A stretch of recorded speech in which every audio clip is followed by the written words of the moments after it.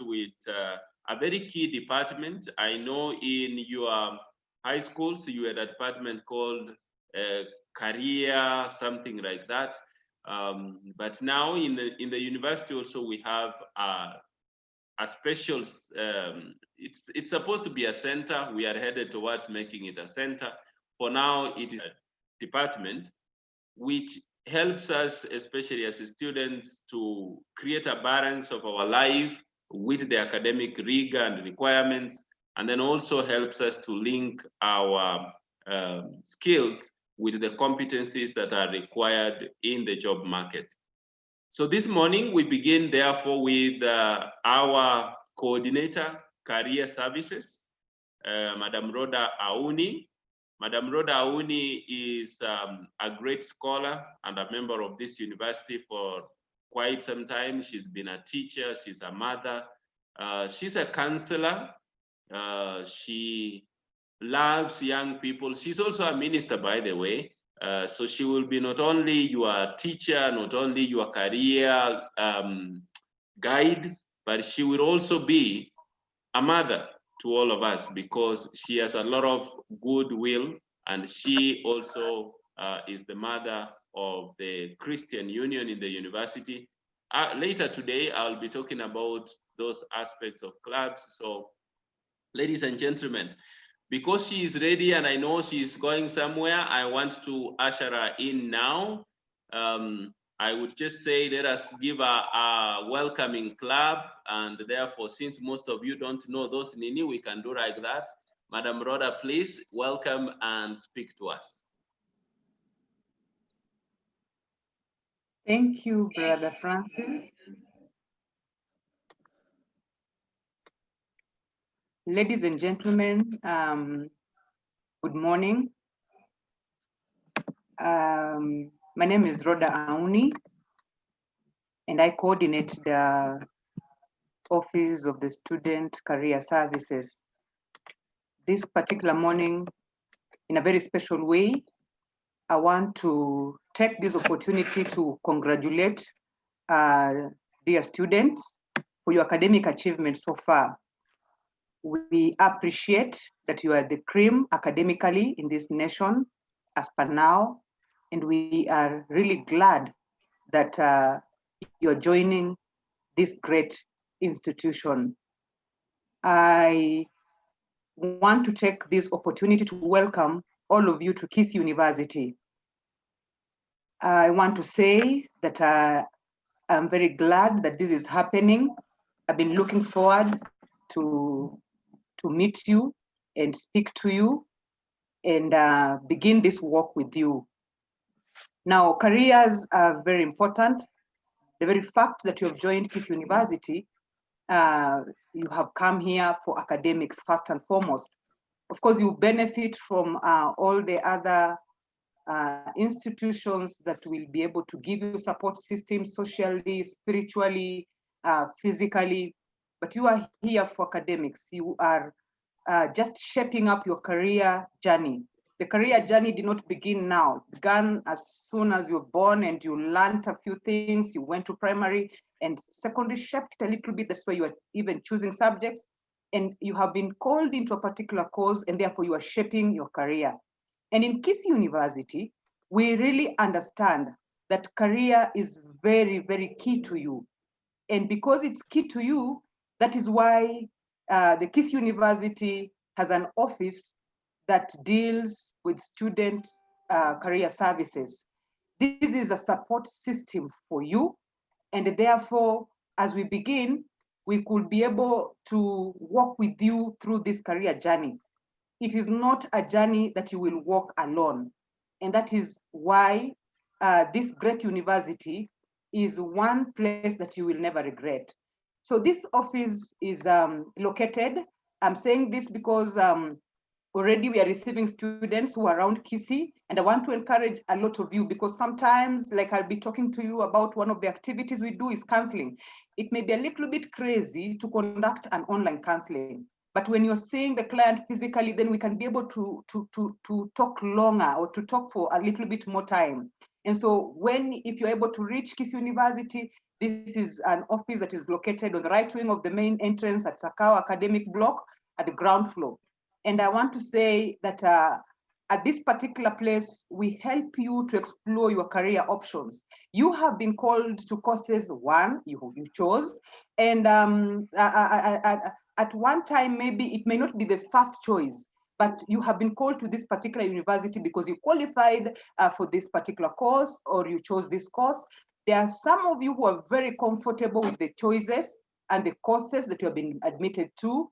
There are also some of you who are a little bit not very comfortable, and I know that there are some of you are not comfortable at all, and you can't wait to change your courses. So you need to be able to understand that we do not just allow you or let you just change courses or just get confused and die in your own confusion. And so we will help you to explore your career options.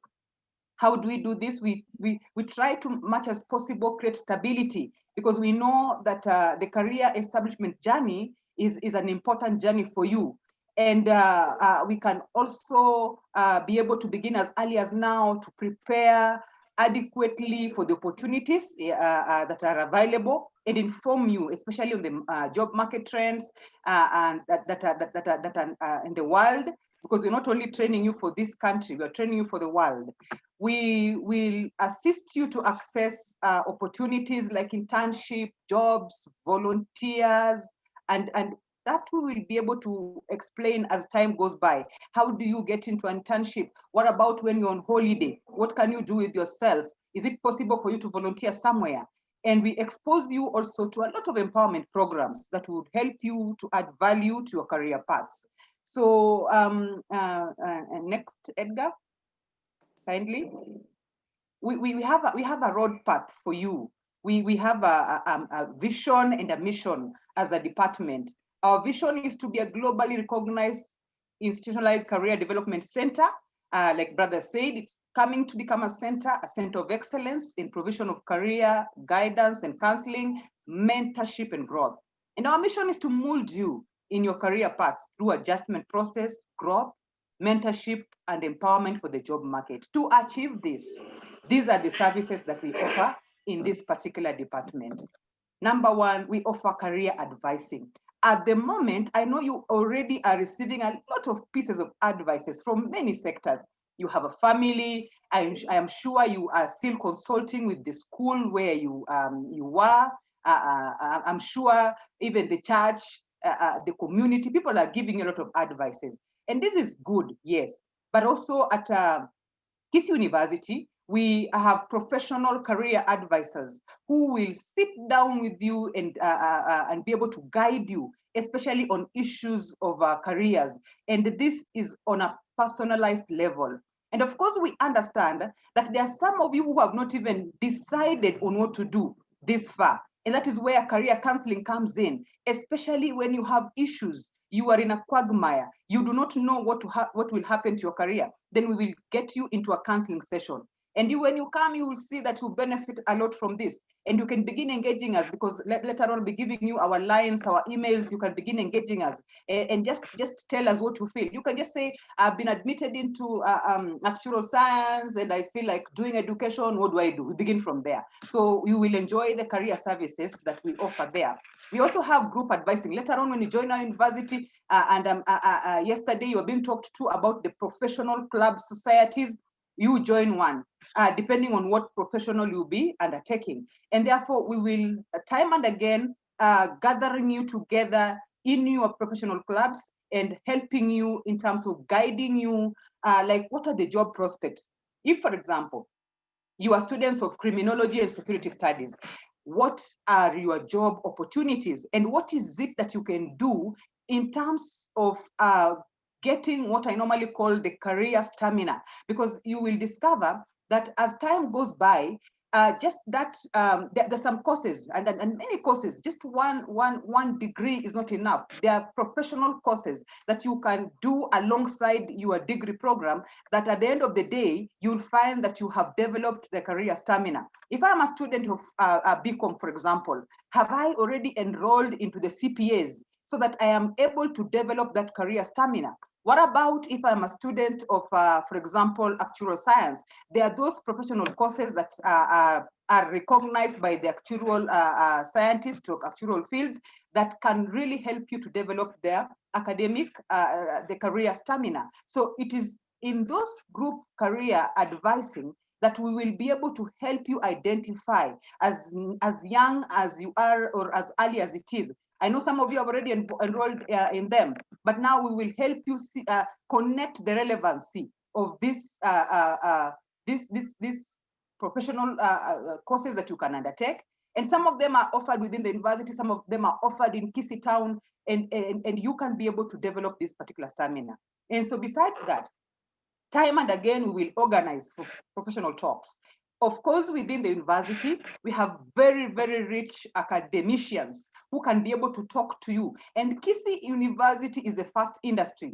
I love it yesterday when I had Mr. Edgar Marumbu telling you that is an old student, is an alumni. And so it tells you that we are an employer, but also besides us being an employer, we will also be connecting you with professionals from various industries to be able to come and talk to you, maybe shape your thinking, maybe be able to mentor you, maybe be able to give you the opportunities that are available. And time and again, we do a lot of this together with the Office of Student Affairs. We have what we call peer mentorship services within the institution. Like I would love as early as today to start connecting you with somebody who is doing your course, somebody who is in second year, third year, fourth year. And we do that most times because sometimes we've been called to a particular course and it's sounding like these I've never had. I've never heard of a course like this, BA General. So what am I going to do with this? We can be able to connect you with students who are already undertaking these particular courses to mentor you at peer level, a second year and a first year, third year and a first year, fourth year and a first year, so that you're able to understand what you are getting yourself into and to be able to feel the warmth in academic sphere. And the peer mentorship services is very helpful. Many students have benefited, even those that were getting into class and they're feeling like this is not exactly what I wanted to do. After peer mentorship, they feel very comfortable and they look forward to even getting to higher levels in the same career. So we also do offer a lot of training in terms of programs to effectively prepare students for job market. We offer a lot of soft skills training. You will discover that time and again, we'll be asking you to get or to learn a lot of soft skills.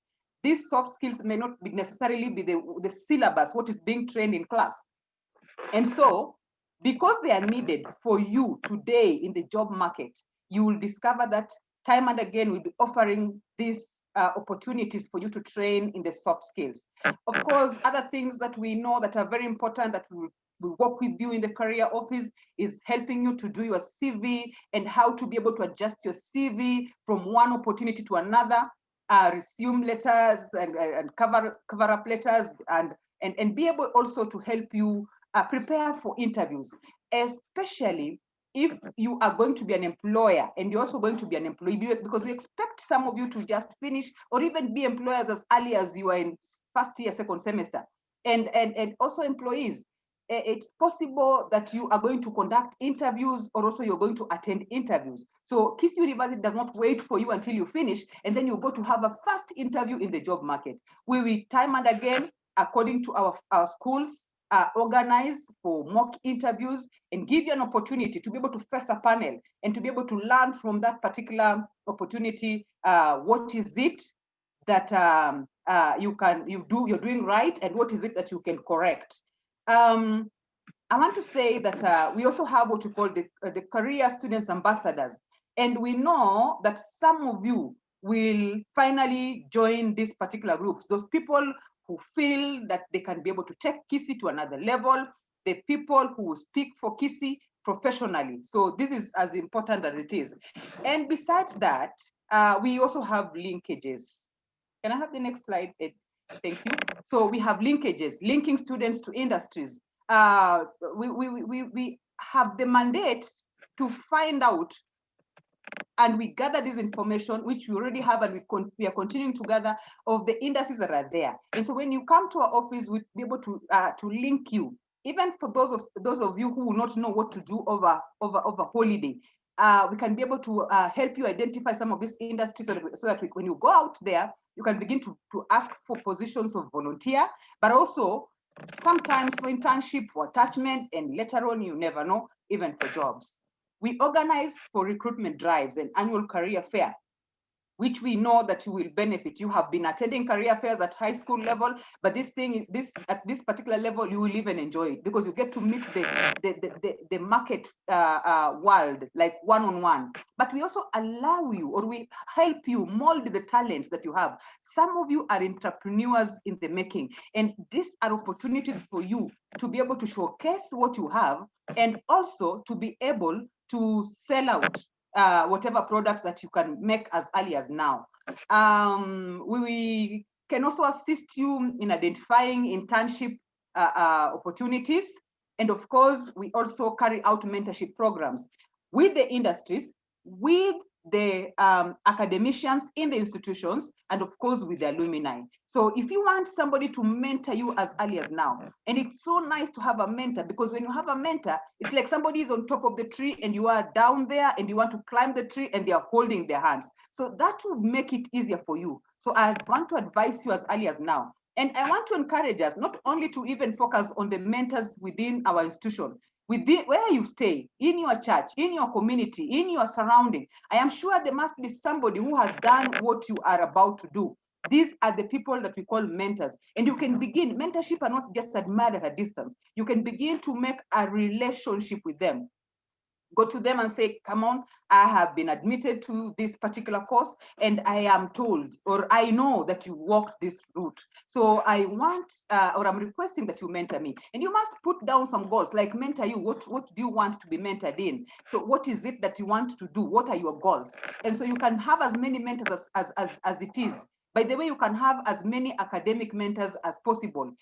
All of them just trying to guide you. So when you sit down and you find that they're saying the same thing, they are pushing you to work harder, they're interested in your academic performance, they want you to succeed. So we do this, but you can begin to do it as early as now where you are. And time and again, we offer those intra-institutional exchanges whereby we can have students from other university come along so that we can be able to share what is there and what is this other side. And of course, entrepreneurial incubation. We identify the talents. If you come to us and say, I think I can do this. Like I know one group of students that has done so well.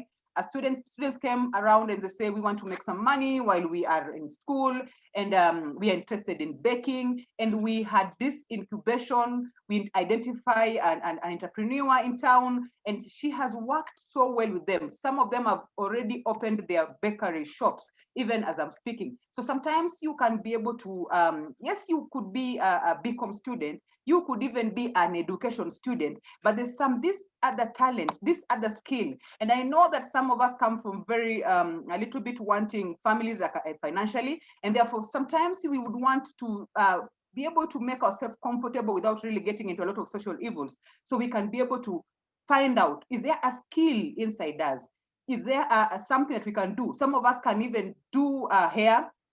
Some of us can bake. Some of us can make things. Some of us can mold. And so this is what we want. In career, we are only not looking at the vocational. We're also looking at the vocational. So we will help you mold. And sometimes when you find that there are a lot of students who have the same interest, we incubate you so that we can be able to get an entrepreneur who is already in the market and be able to train you and mentor you and establish you in this. There's no harm in this particular country or world, even to do 3, 4, 5 jobs. And so if you are at Kisii University, don't just be one-line person. Like, I came here faithfully to study criminology and security studies. I came here to do procurement. You can be able to come out of Kisii University even as a business person, even as an established entrepreneur. And so when you get out there, you can be able to run so many things at the same time. This country does not need people who only focus on one job. So in a nutshell, what am I saying? Our office is about career development services to prospective students, even those that have not joined, to continuing students, and of course to alumni. And I want to talk a little bit about course transfer. Now, you have been admitted to Kisii University, I want to believe that a lot of us are comfortable with the courses that we are taking. And this is very, very important. But I also know that there are some of us who are not comfortable with the courses that we have been admitted to. And maybe it's just because we have no information about these courses. Sometimes it's because there's a lot of pressure. There's peer pressure. There are also rumors, some students or the community is rumoring that, that degree is useless. I want to begin by saying that there is no degree that is useless. Kisii University is not offering any course, certificate, diploma, degree, postgraduate programs that are useless. We do not have time for useless things. And so we offer only that which is marketable, only that which is cream, only that which will stand the test of time. So I want to say that you need to be able to assess yourself first of all and find out, if I want to transfer my course, yet KUSPS gave me this course, most probably because I chose this particular course. In one of those choices, this was my course. Sometimes first choice, sometimes not first choice. And I've been called to this. It's because KUSP assessed my talent, assessed my ability, and discovered subject-wise, I am performing depending on this particular course, and therefore I can be able to study this particular course. But all the same, we do not force courses through your down your throat. We allow you to course transfer. So a lot of questions have been going on, and again and again, you'll be advised.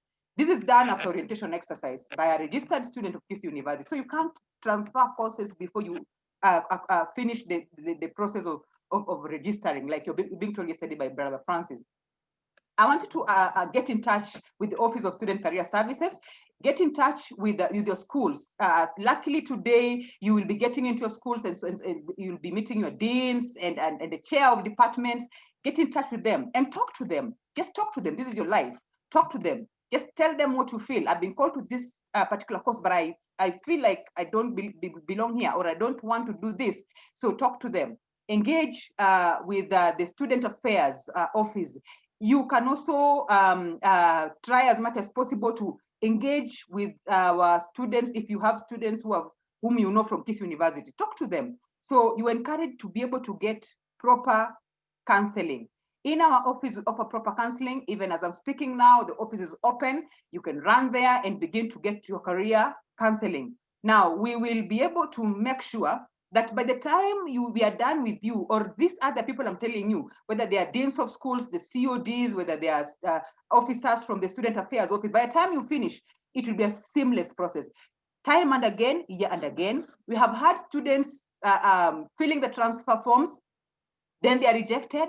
Then after 2-3 weeks, they find themselves again back to their courses, or they find themselves, they have changed, but now they want to go back. And there's no such kind of opportunity. And so when you want to transfer the courses, you must be sure. That's why I'm asking you to get professional advice. You have had a lot of advice from home, a lot of pressure. Now, why don't you get advice from the institution? And I've given you some of the places you can run to. And these are places that you can get online.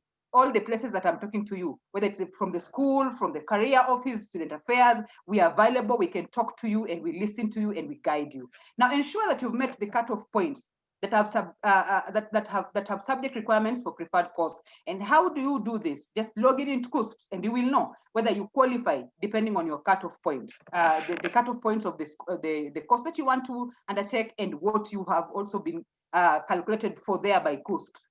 Now, ascertain the intentions and motive for course change to avoid wrong reasons. We have a lot of students who just move from one course to another because of rumors, wrong information, uncertainty of what course that they're getting into, and things like that. Avoid peer pressure, avoid inadequate information, avoid fear of the unknown. Get your facts right. So how do you go about this course transfer? Next slide, please.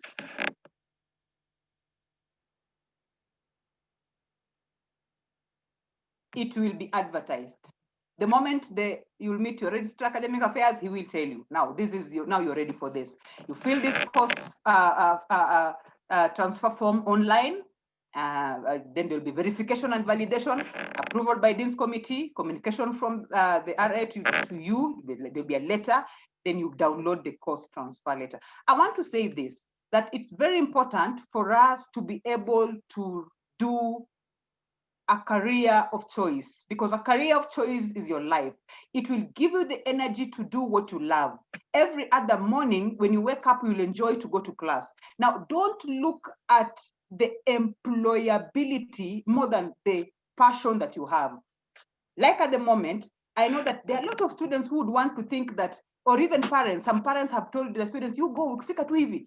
Make sure that you go into education. Who told you that education in the School of Education, when you finish like this, they employ you? I know of graduates who stay outside there even up to 10 years.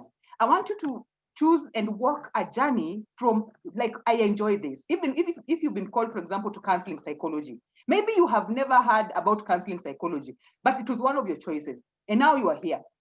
What are we saying? We are saying, come along. You see, in the careers office, we'll be able to connect you with the right people. If I am in the careers office and I want to connect if I meet a student who has been admitted to health science, laboratory medical technology, I'll be able to connect you to a COD in that field, to a lecturer in that field, to be able to talk to you about this lab med technology. And so by the time you begin your journey, and then therefore you know what to expect, you know what kind of courses or classes that you will meet. You know what kind of examination, you know where you can be able to offer in terms of volunteer services over holiday. You know even what are the job prospects. Nikimaliza nitafanya nini.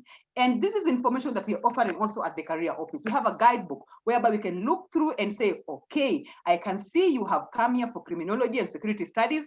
These are the job prospects. You can become a probation officer. You can work in the security firms. There are many opportunities for you. So when you come, we will talk to you. And when you come, we'll also connect you with people who are able to mentor you. So before you change courses, make sure that you are comfortable you have information. You are acting from a point or a place of information. I don't work alone. And that is why I'm bringing this to you so that you can be able to engage them. I am the coordinator. We have Mr. Peter Kuria, who is an admin, very helpful, and an alumni of Kisii University, and a young man who is able to work with you time and again in this career journey.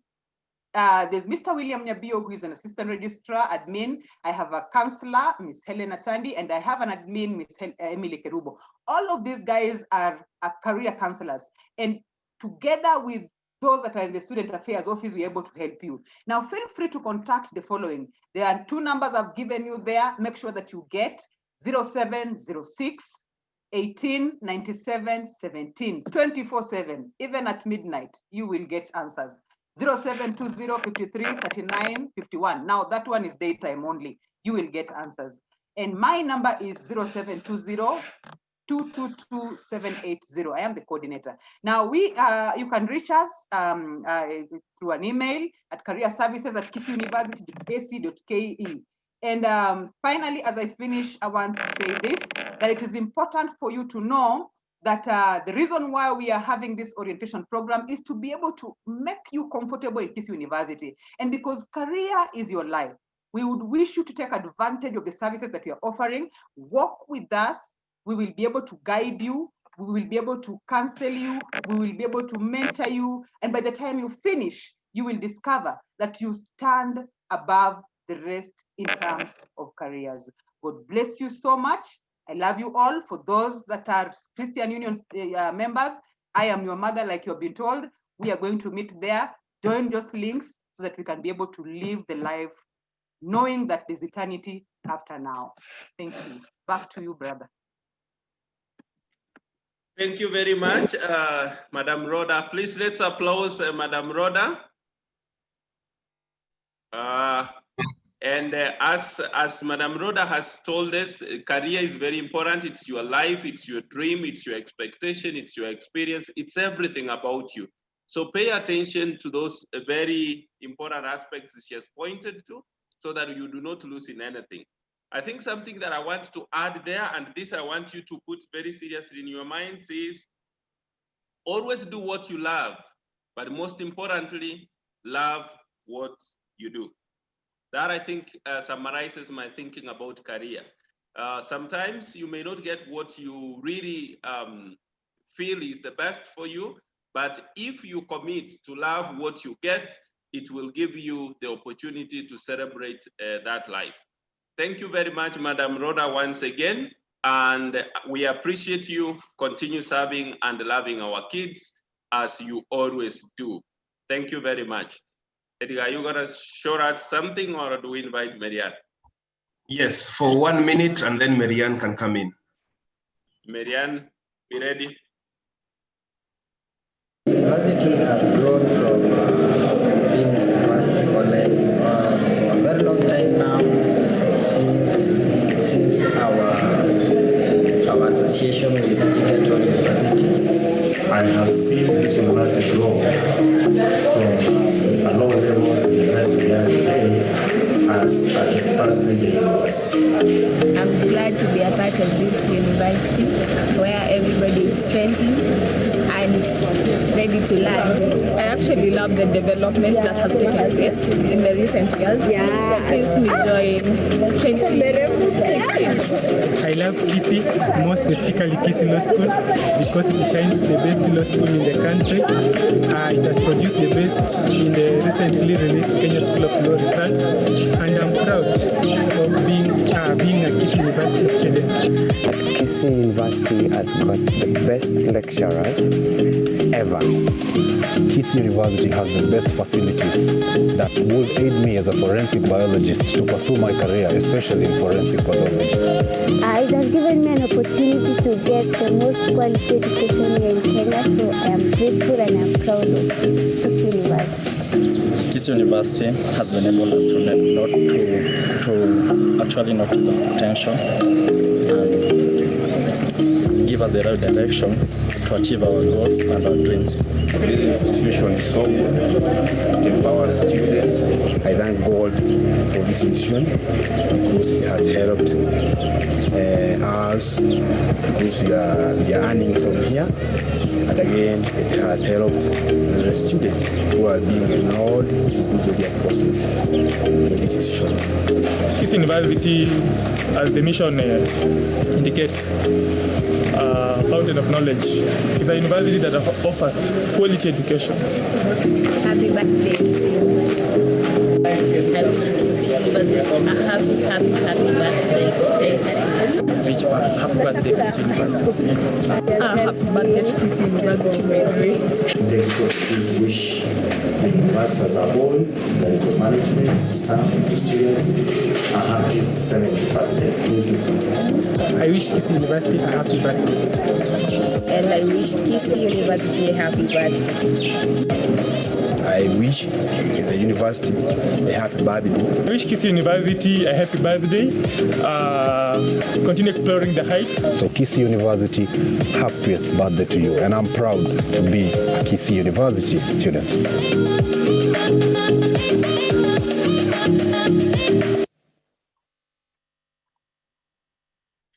Thank you very much, Edgar.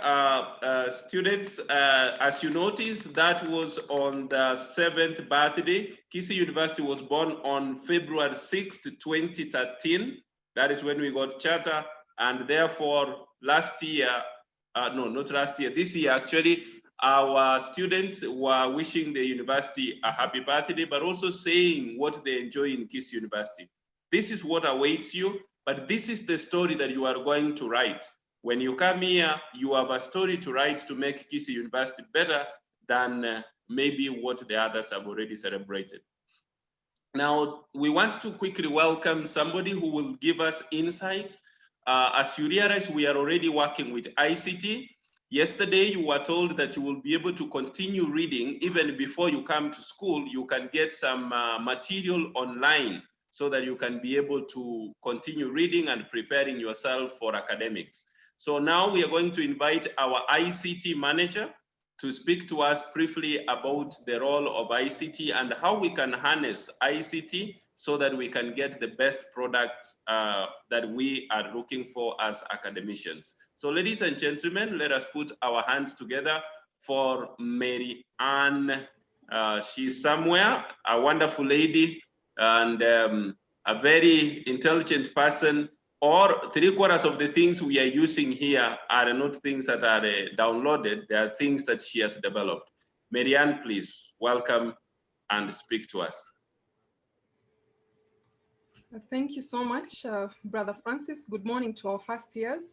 I want to trust you're all fine. It's exciting to actually speak to you this morning.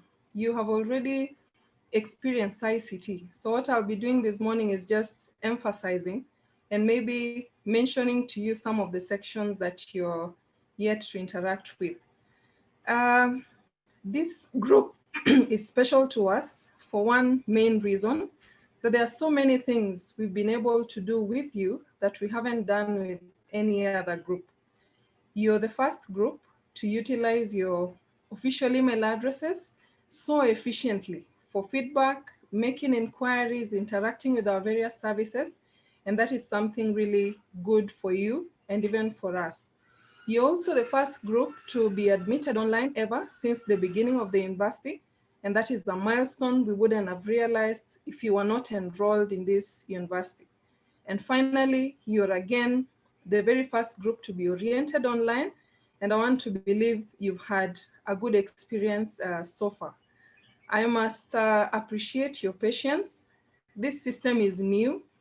We were just starting up with self-care, and we had a few challenges here and there, but I want to thank you for your patience, and that indeed this far you made an effort persistently and you successfully registered online, and the approvals are ongoing, and I believe before end of this week, they will be complete. So you may be wondering, what else does ICT do as a department? We have 5 different sections. We have networking section, and that is the one that ensures we have a cabled and wireless connection across the university. We also have laid down a proper fiber network. Once you come to the premises of the university physically, you'll be able to experience what I'm talking about. Then we have another section called Management Information System. And this section is the one that handles all the systems that exist within the university. We have the Enterprise Resource Planning System. That's the one that runs all operations. Then we have the self-care platform that is internally built and developed. And that again is meant to enable you do some of the stuff by yourself or independently without necessarily having to await us to take you through. And there are many other systems that we are developing, and I'm sure you'll be able to interact with them. Then we have innovations and partnerships. This section also doubles up to be the website and communications section. Theirs is to check through what needs there are. For example, during this pandemic, they sat back and wondered, will we wait until we resume physically? No. So they came up with an idea, we sat down, walked through it, defined it with the user departments, and we have the system that you've been interacting with. So that's the role of innovations, looking at the needs there are, seeing how best to automate them in a most friendly way that they can best achieve. Then we have another section called support. And I'm sure most of you have interacted with our support team. There are several ways that you can reach the support team. You can either raise a ticket. I'm sure some of you have raised tickets. I'm seeing watu wanasema wanisikii. I am really trying to shout, and I want to hope the rest of you can hear me for those who haven't typed in. Yeah, so there are several ways you can reach our support team. You can raise a ticket, and that is available on our website. Once you log into the Kisii University website, there's a section for help desk. Click on it, select the category of your issue, describe it, and we'll be able to support you. Then we also have a department email address, Ict Support, and I've seen a number of your inquiries come through it, and I want to believe you've been served satisfactorily. Occasionally, you may need to walk in physically because you may not be able to describe your issue in written. We have an office that deals with your issues, the support office. So once you come to the premises, once again, we'll be able to take you to that area. Then we have a maintenance section, and this is the one that ensures that all equipments are functional, and anytime they come down, we are able to bring them back to a functional state. It's also the same team that ensures that the softwares are kept up to date on each of the computers. So those are the sections that we have within ICT. And I want to believe as time goes by, you will interact, but I want to assure you, you have experienced the feel of each of those sections. So how exactly do we interact? ICT cuts across because the systems are utilized in all departments of the university. So I would say we cut across both academics and administration's divisions. So what we do is we develop or acquire systems, sensitize the users or create awareness amongst themselves, enable them to use them, then we let them utilize or run them. So there are scenarios you can raise an issue to ICT and you're referred to another department. Please do not feel like you're being pushed away anytime you're referred. It means that is the rightful or most relevant process owner that is best placed to respond to your issues. So that is how we operate. We develop the system, yes, but we let the process owners run the system and also support in some ways that may be necessary for them. A clear example is some of you probably previously before you got through were inquiring, I haven't seen my admission letter or possibly my registration number has an issue, and we had to refer you to the admissions office because they're the rightful process owners. So they're the best placed to resolve some of those issues. Some of you occasionally write, probably you do not belong to any of the WhatsApp groups, or you do not belong to any of the mailing groups, and we have to refer you to the Public Relations Office or the Dean of Students Office, because those two are the ones that handle student welfare issues. So we are there to support across the university. There are a number of services that you will be accessing. For example, email creation. I believe each one of you now has an official email address, and I would encourage that you continually use it. You may think it is just a formality, but when you get to your third year, your fourth year, and you'll be doing research, there are sites you cannot access without your university email. So just make sure you familiarize yourself with it, make use of it, even in your communication with us, so that you do not forget about it. And another thing that you will access from the ICT division is also the self-care platform. As I had mentioned, we are trying as much as possible to automate services that you can do by yourselves, so that then we reduce the queues, the physical queues that we have, we enhance accountability, and we have a lot of efficiency in these processes. So then that is another service that you will enjoy in ICT. The bigger picture or the bigger vision of self-care is to even integrate the clubs and societies so that when you belong to any of them, online you can be able to engage amongst yourselves. Another thing is possibly integrate services such as help, so that any inquiry you have, you raise it electronically, then we are able to see where the Dean of Students Office can assist you. So you're welcome. Any innovative idea that you have in mind, please bring it forth. Any service you feel once you become a student would be better off electronic, please raise it. That is our role, to make you comfortable. Then another service we have is we have the website that we use for communication. You may realize any announcements that we've been posting on the newspapers, on your email groups, all this is captured on the website. So continually check. There's a section on the university website that is called upcoming events and news. Continually check on that section so that then you're able to know what is coming up, or probably you can also refer what has happened in the past and how was it done. So keep yourself abreast with all these issues. We have another section or portal called the student portal. There's that which is expected of you once you're done with this orientation process. And you will be registering units by yourself. Just give me a minute.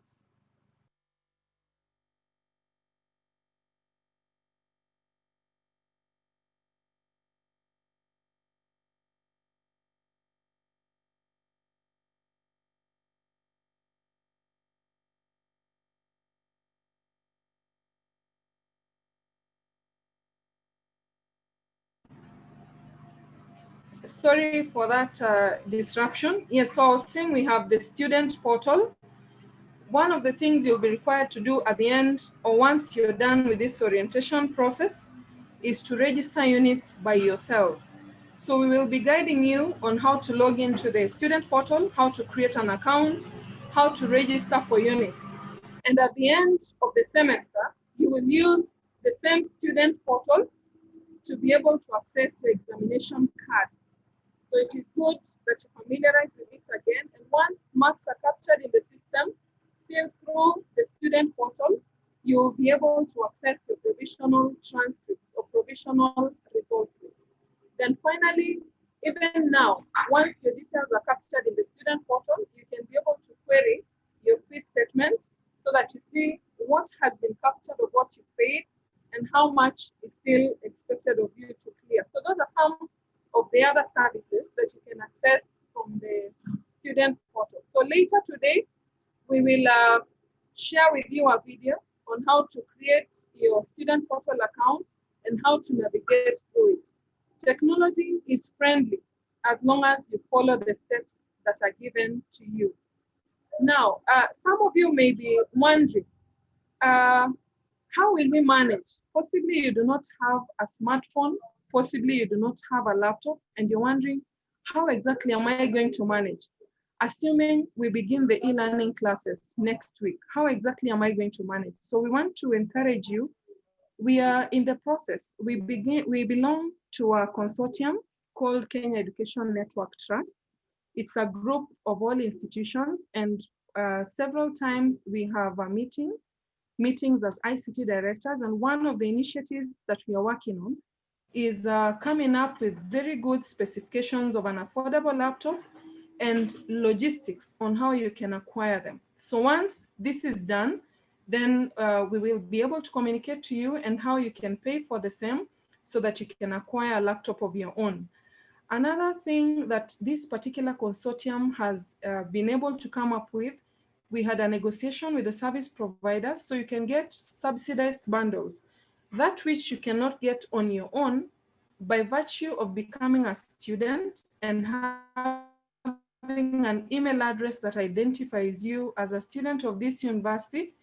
You can be able then to subscribe for that particular subsidized bundle, and you'll be able to access the e-learning services. As we wait for the laptop plan to get ready or for this logistics to be communicated, I want to encourage you to start reaching out to the cyber cafes near you for as long as you're still home. All those people are human.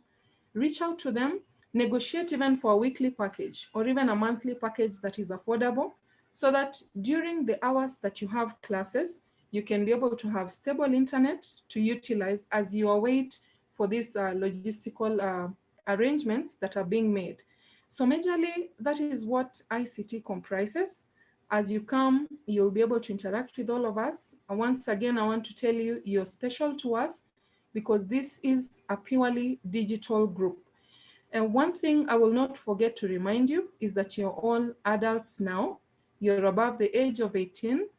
There are cyber laws that govern how you behave on digital platforms. So please be careful what you write. Be careful what you communicate. Do not cyberbully your colleagues and even some of us who are in those groups that you are in. Be careful how you communicate because cyber laws are real and you can actually be taken through the law if that happens. So I wish you well. I want to thank you so much for listening through. If you have any issues, feel free to reach us through the various support systems that I mentioned to you. God bless you. We love you and welcome and feel part of Kisii University. Thank you so much. Wow, that was very educative and very direct. Let's give a clap to Marianne. Those of you who don't know how to do the online, you can do physically. Thank you very much. Thanks, Marianne, for those very wise, insightful, and timely words. Please take very seriously the last comments you said. You can actually go to prison for writing certain words in the social media. If you haven't remembered, there is a Communication Act that was passed that criminalizes abusive language on social media. So you don't want to be a student from the cells from the prisons. You want to be a student who does online learning, if it's online learning, from the comfort of your house or whichever alternative that you find.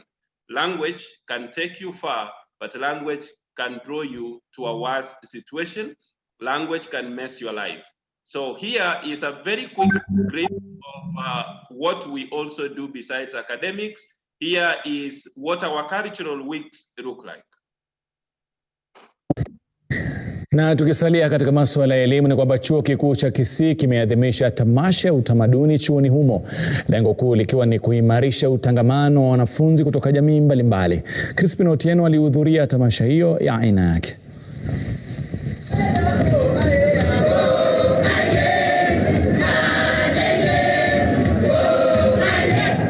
Katika jitihada ya chuo kikuu cha Kisii kukuza talanta pamoja na kuimarisha utangamano wa wanafunzi kutoka jamii mbalimbali nchini. Awamu ya 7 kila mwaka ikiwa imewadia hapa. Mbwembwe na tamasha kutoka kwa wanafunzi wa chuo hiki ikiteka anga.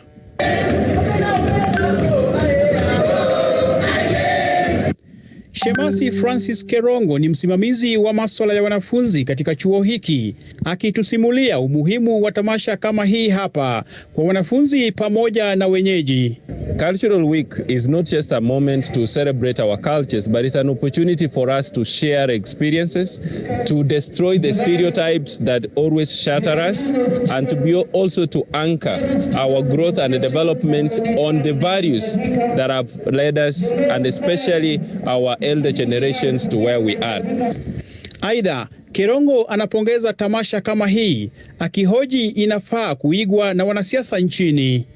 Right now, we see a lot of intolerance in the political field. We see a lot of people being left behind because others choose to take actions that are contrary. But as a university, and especially the student fraternity, we are saying that this needs to stop.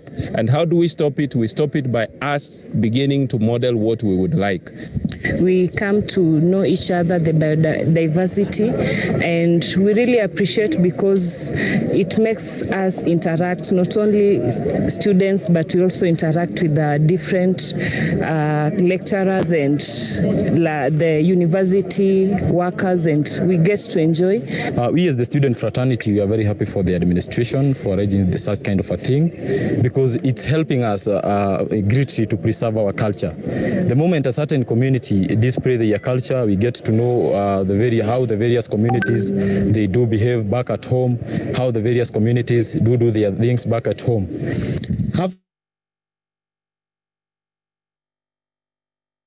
Thank you very much, Edgar. You realize that you have a lot of potential, you have a lot of capacity. You will bring your culture, you will bring your values, but then you will also ascribe, appropriate, and find helpful the Kisii University values, which we spoke about yesterday briefly on our core values. I want to acknowledge that in the meeting, we have our Deputy Vice Chancellor, Academic Research and Student Affairs. He will be speaking to us shortly. He's already here listening and following what we are doing. Our registrar is already here listening to us. We have our deans here, the Dean School of Law, Dean School of Art, Pure and Applied Sciences, Dean SAS. I have seen so many CODs. They are part of this discussion, so we will be hearing from them in a short while.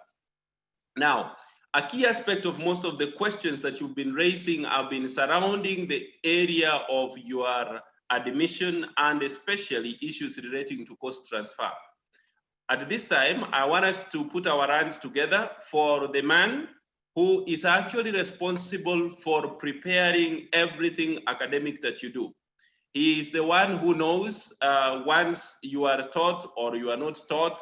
He is the one who knows once you do exams or you fail to do those exams. He is the one who knows when you will be learning and when you cannot learn. The man who has been communicating to you through circulars. The man who gave you an okay on behalf of Kisii University to come to Kisii. Our Registrar Academic Affairs, Dr. Choash Kerongo, is the one who is going now to take up and speak to us about the academic processes that are required of us. Ladies and gentlemen, put your hands together and let us welcome Dr. Choash Kerongo to speak to us. Karibu Daktari. Thank you, Brian. Thank you, everyone. Good morning, everyone. The DVC, I'm glad you are in, and the rest of the managers, the deans. Thank you for showing up for this orientation. Welcome to Kisii University. As you've been told, my name is Dr. Joash Kerongo, Registrar Academic and Student Affairs, Kisii University. My training, I'm a mathematician by training, and I love doing math, but for now I'm serving Kisii University as a Registrar Academic Affairs. That does not stop me from meeting you and us doing math together. Next slide, Edgar, please. I want to indicate why we are going to have this session quickly. I'll be taking you through some processes, and I have five things which we will address together so that you can understand the whole process of academic affairs. One, will be talking about the registration process, which will entail session reporting, unit registration, for purposes of you being registered and nominal roll signing. We'll also discuss issues of reviewing your placement, that is doing the inter and intra transfers. We'll also talk about deferment. We'll also talk about other academic activities within Kisii University. And then we'll also talk about examinations. Those are the issues we'll address this morning.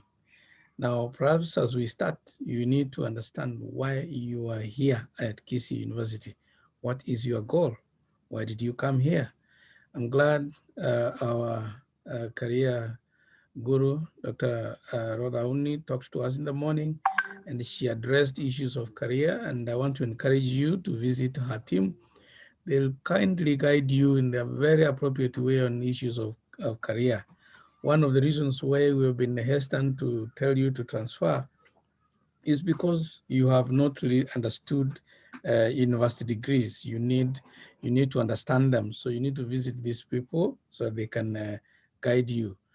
You have come here to earn a university degree, and it will take you 4 years to do so.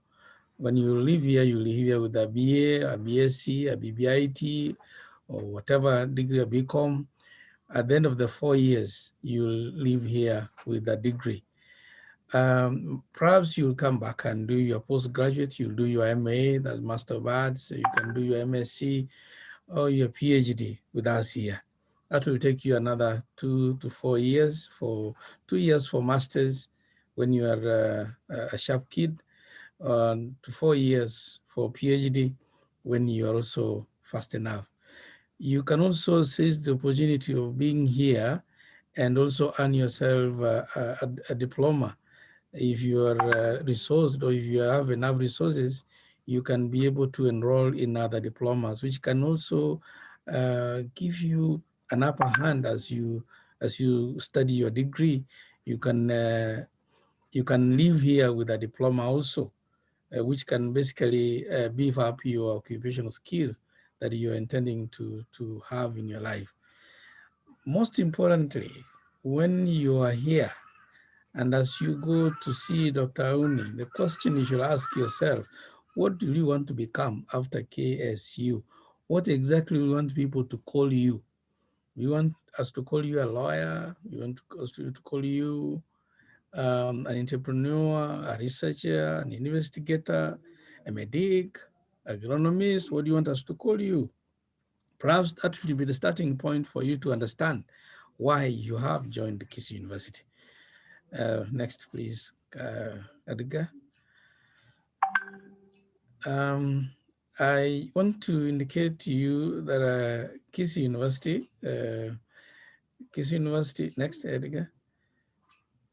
Kisii University will give you all manners of experience, but I want to mention that as you join Kisii University, this is a place where we value you, and many speakers have said that before, and I want to echo it, that in this place, in Kisii University, We value you, we value your diversity, we value equity, we value that you must be included in our engagements, and we also value dialogue.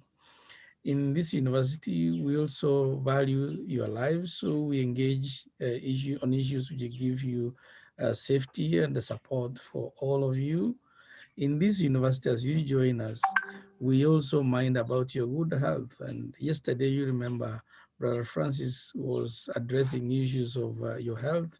And I remember there were mentioned from the medical officer touching issues of your health, drugs and alcohol use. You need to know that here we value your health, and we need you to have sound mind at the end of the training. This is a place where you matter and where you indeed belong. So we need you around. And as you stay around, you'll realize that unlike high school, where you could do a lesson for 40 minutes and perhaps a double once in a while for practicals, you could go for 80 minutes. Here, our lesson is 2 hours. So when you come for a lesson, prepare to be with the lecturer for 2 hours. And the workload is well coordinated and it's meant to benefit you and give you the knowledge that you have come to seek. And our lecturers are always ready to interact with you and help you where necessary. Now, I want to address the issue of transfers, that is program transfers. Many of you have been writing to almost everyone. You know, it has been very interesting. You write an email to registrar, to Edgar, to Brother Francis, to everybody, including the Vice Chancellor, and asking that you want to move from BSc microbiology to education. Somebody wants to move from nursing to criminology. You know, all these are your interests. You know why you are doing that. But we have been hesitant to allow you to do that for reasons. One, for you to be able to transfer, you need to be now a registered student of Kisii University. You have to be enrolled as a student who is active. Before you do that, you may not be able to transfer. So number two, as you do that, we also needed you to have some proper guidance. And you had Lord Ahuni say you need to visit them so that they can also give you guidance. Now, I want to say that there are 2 kinds of transfers that you can do. One is inter-school transfer. We have 8 schools at Kisii University, and each school has its own programs. If you have been admitted, you know which school you belong. Now, if you want to transfer to another school, that will be called inter-school transfer. And if you are going to change a program within your school where you have been admitted, that will be called intra-school transfer. So as you decide whether you're going to do your transfer, please note what kind of transfer you're going to request. Now, once you have decided, then these are the requirements that you must have in place. Number one, there are what we call course requirements.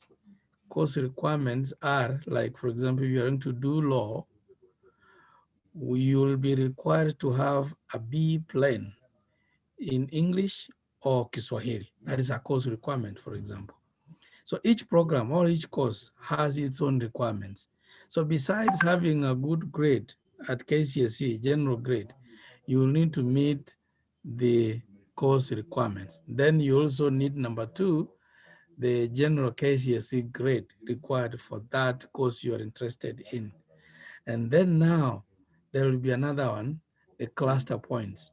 So these 3, when they are summed up, they'll give you the qualification you need for you to be able to do a transfer from one program to another. So what are the steps you need to follow? The steps are, number 1, you'll write a letter, handwritten or email or whatever, to the dean of the school you intend to transfer or intra-transfer. That letter, you will be specifically requesting that you be allowed to join a given program. Now, the dean will sit together with his or her own school board. They'll evaluate and see whether you are meriting as per those 3 requirements up there. When you merit, plus if the slots available allow them, there are programs which are regulated, programs which already maybe may not merit you, like nursing, like medicine and surgery. Those programs are highly regulated, and we usually get fewer slots and they're already full. You might also come across other programs which may also full. Currently, School of Law, for example, I think there are a few slots. You may be lucky to get a slot in law if you're interested. Now, once the dean sits with the school board where you want to join, they will evaluate your request and then make a list of merit. And they'll be using cluster points to merit everyone who has applied, or maybe the slots that are available. Then they'll do that list and present it to a dean's committee. A dean's committee is a committee of the Senate. University has what we call a Senate, a very powerful entity in the university, which makes decisions on academic affairs. Now, if the dean has 20 names he has approved, the dean's committee will go through them and they recommend that list to Senate for noting. After that now, the registrar will now be able to issue transfer letters to those who qualified. I'm seeing somebody saying that my voice is not clear. I hope, I'm trying my best. I hope I'm now clear. I said, somebody's asking, I come again on inter and intra. I said inter is when you are moving from one school to another.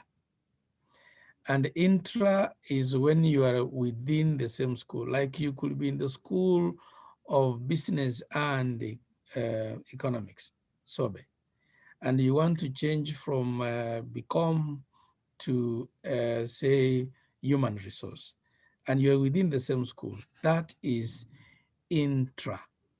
But when you're moving from School of Business and you want to go to School of Information Science and Technology, that is, you want to deal with the IT things, then that is now inter.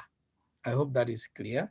But you're also free to engage me for any clarity after this presentation. Next slide, Edgar. As I mentioned, that somebody is asking that I mentioned the schools we have in Kisii University. Maybe you are making notes. One, we have School of Law. School of Law is one of the best schools in this country, not just in this region. For 3 years running now, it has produced the best lawyers in this country. It has been ranked the best for 3 years now. And so that's one of the schools we have. 2, we have School of Agriculture and Natural Resource Management. If you're interested with things to do with agriculture, things to do with aquatic life, things to do with soil, anything to do with the farm and natural resources, you'll get it in School of Agriculture and Natural Resource Management. We also have School of Information Science and Technology. This houses issues of IT and issues of software engineering, issues of communication and information technology. So this is the School of Information Science and Technology. We have School of Business and Economics. This is where you learn how to manage businesses. you can do business administration, you can do human resource, you can do entrepreneurship, and many other programs that are run in this school. It's a very vibrant school. Number 5, we have a School of Education. We call it School of Education and Human Resource Development. School of Education and Human Resource Development. Precisely here, you are training to do, to be a teacher, science, arts. You also have special needs education. We also have ECD. All these are housed in the School of Education and Human Resource Development. Number 6, we have School of Pure and Applied Science. This is for purposes of training in areas of pure sciences. You want to do issues of industrial chemistry, you want to do mathematics and informatics, you want to do bioinformatics, you want to do computation, we want to do chemistry, industrial chemistry, you want to do all those things, mining and geology. These are all trained in a School of Pure and Applied Sciences. We have School of Arts and Social Sciences, popularly known as SAS.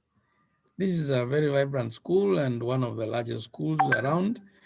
Here there's a host of programs that you can learn. You want to learn creative arts, you want to learn issues of psychology, you want to learn issues of philosophy, you want to learn issues of linguistics and languages.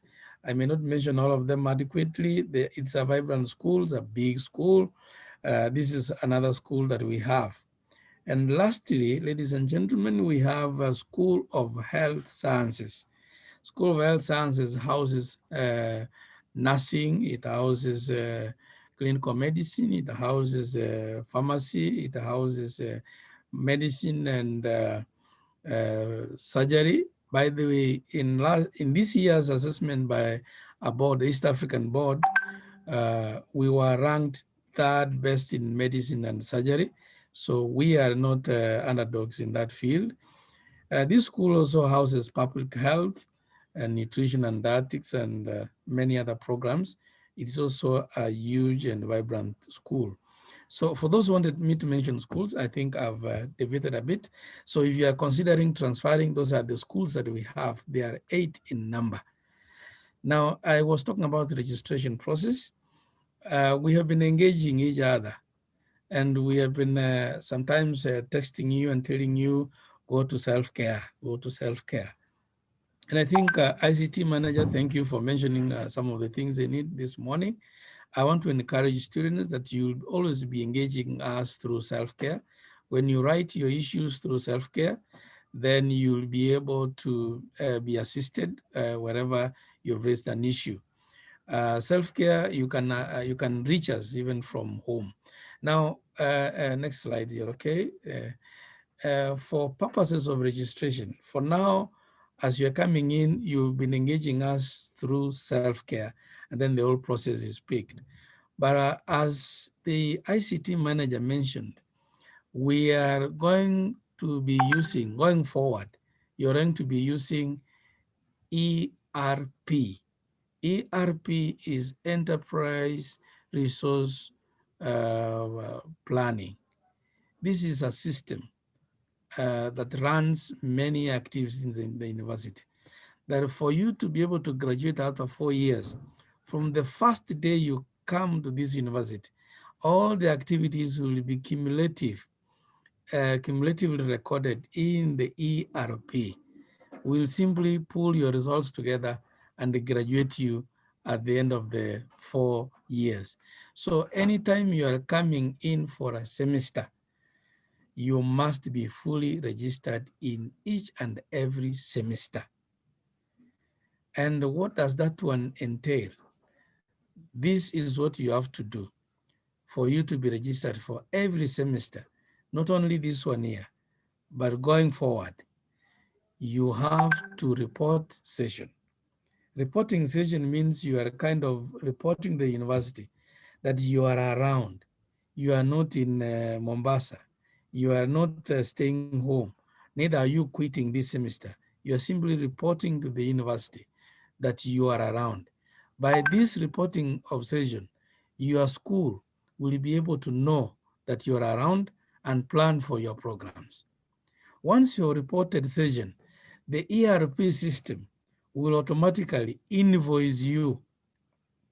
And you can do this from your portal. You can get the ERP from your portal comfortably from home. And you can come here around.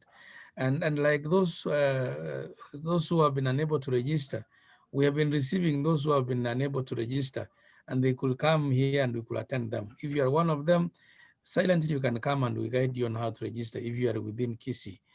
Now, you can access this from your portal, and you should do that within the first 4 weeks of the semester. That is the policy. You fail to do that, no, don't go to the next one, please. Don't go there. Let's finish this one here. So if you fail to do that, you will have a problem.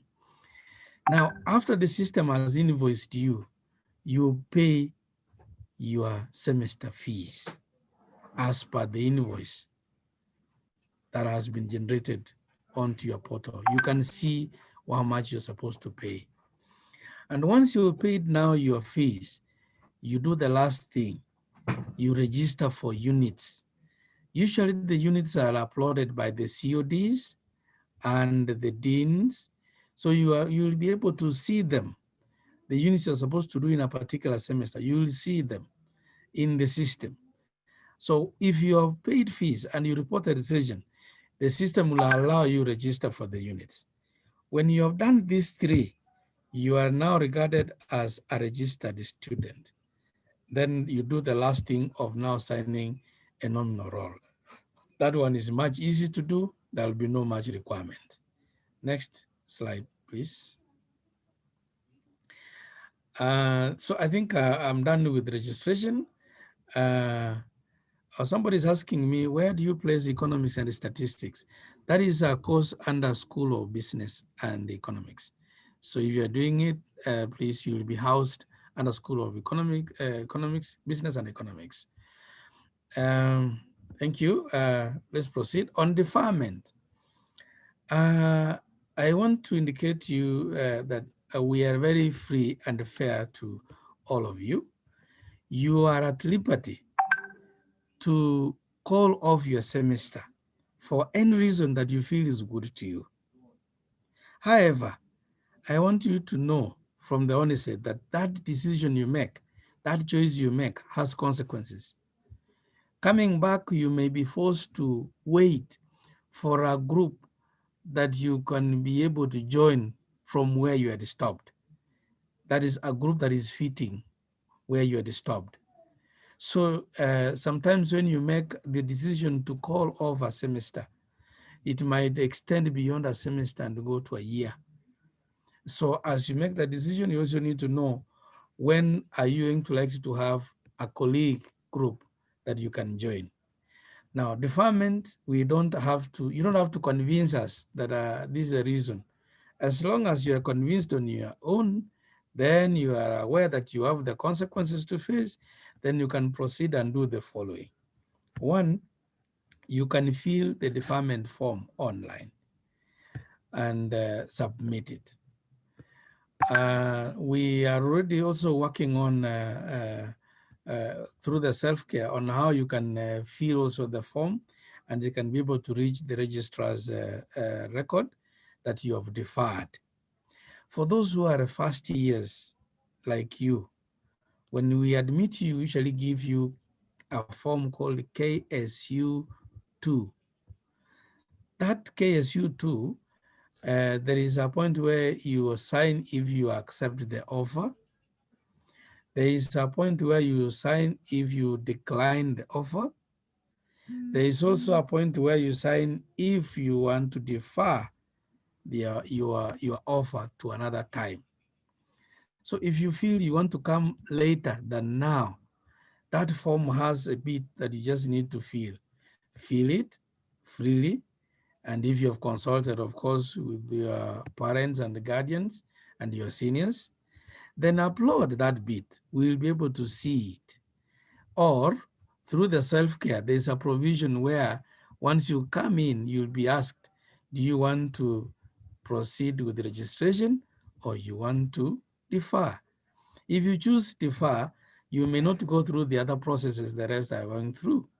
So you can do the deferment online through those two ways.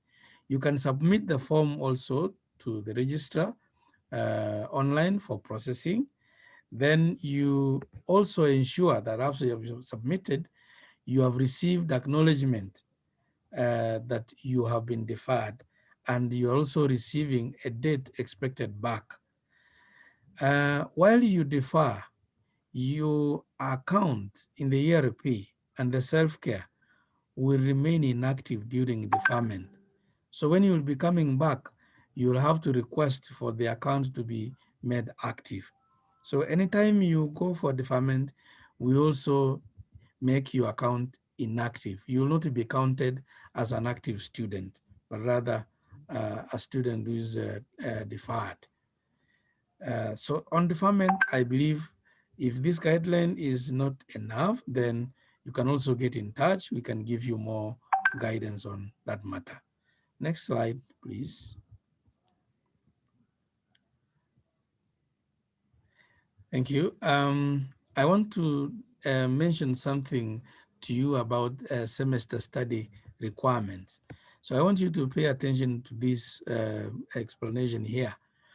Now, while you will be here, for every single semester, you'll require to have between 21 to 24 CFs to cover. CF is credit factors. You need to cover 21 to 24 credit factors. One credit factor is equal to 15 hours of study. So when you have a course or you have a unit that you are taking and the course has been indicated by your COD that it has 3 CFs, then multiply 3 by 15. That will tell you how many hours you need per semester. That will be 45 hours contact hours in a semester for that one unit. And most units have 3 CFs. And for you to have the 45 hours per semester, our timetable will be having about 4 hours of contact for that one single unit per week. So your timetable will be having about 4 hours of contact, and they'll be paired, as I said, 2, 2. So if you're going to do, for example, math 1, 1, 2, for those who are doing math, you'll be seeing math 1, 1, 2 twice in a week, each 2 hours, a total of 4 hours. Now, each unit must have the 4 hours, the contact hours, if it has 45 hours. And those which have 2 CFs, it will have 2 hours only in a week. Now, you will be required to have a maximum of 8 units for the semester fees you pay. The fees that we are leaving you is based on the 8 units.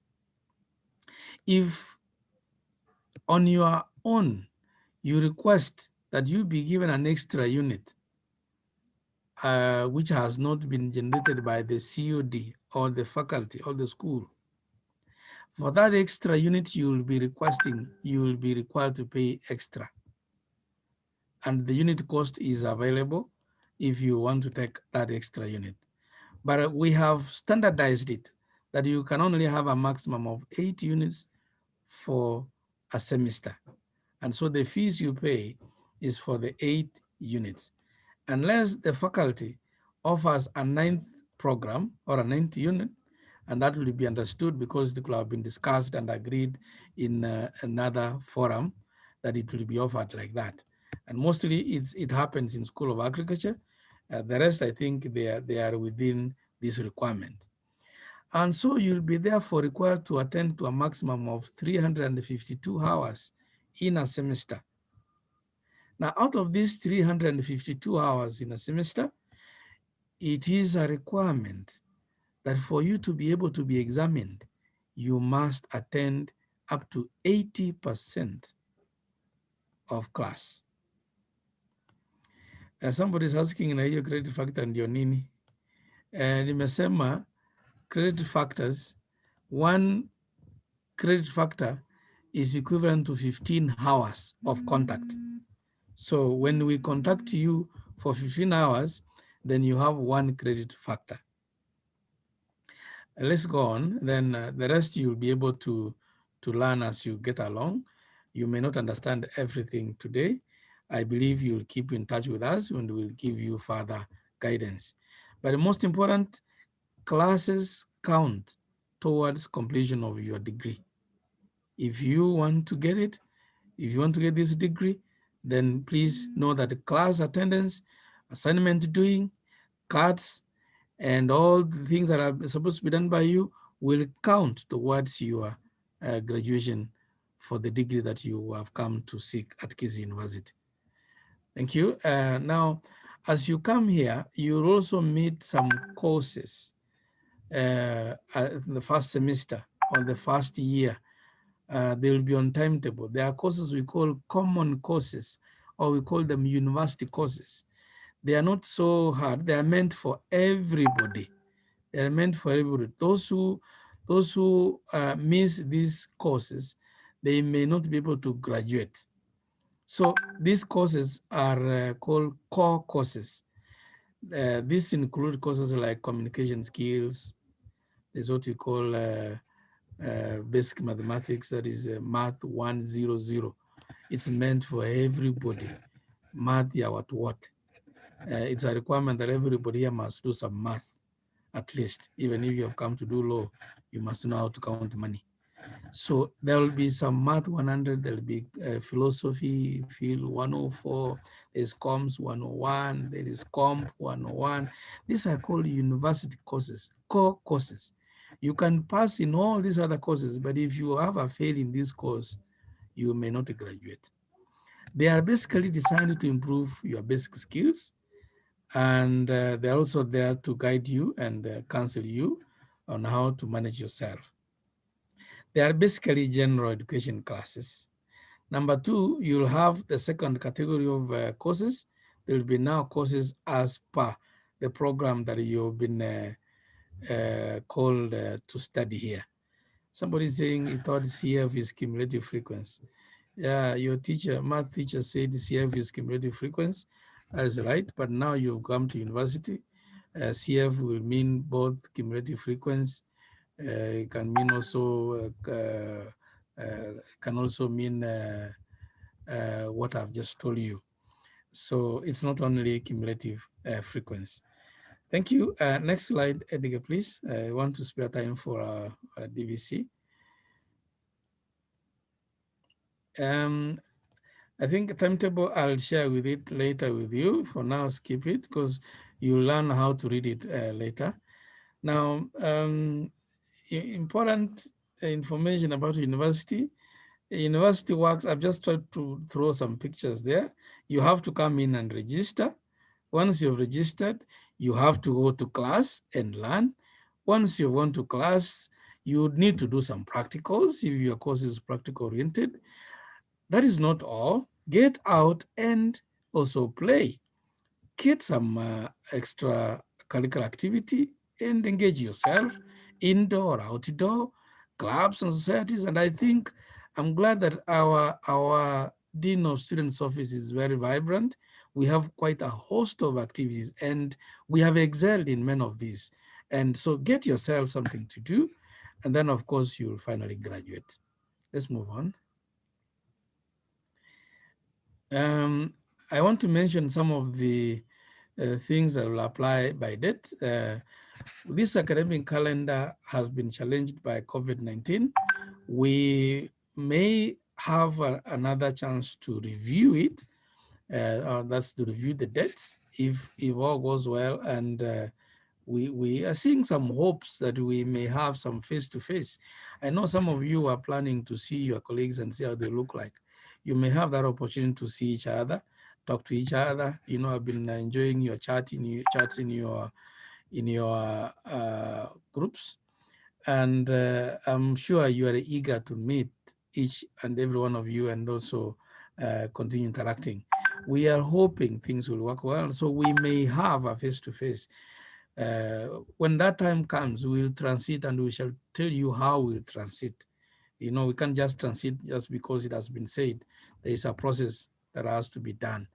But I want you to note that these are the things will apply by date. By October 5th, which is actually 1 week and some days from now, we'll be beginning now classes actively. For now, we are trying to engage you and train you on a number of things, but by 5th, the ICT manager said you can borrow a computer, you can buy, you can hire, at least have something that you can also engage with us. This morning, I met one parent who was simply saying that he had decided not to get his daughter just because we have decided to go online, and he has given up. And when I talked to him and explained to him how easy it is, actually they are out here waiting for me to help them do the next thing. So it's much easier to engage us. Technology is very friendly, as ICT manager said. So by 5th, kindly we'll begin our instruction. And the following day will be the last day to sign nominal roll. For you to sign nominal roll, it means you are registered, you have come in, we have seen you paid.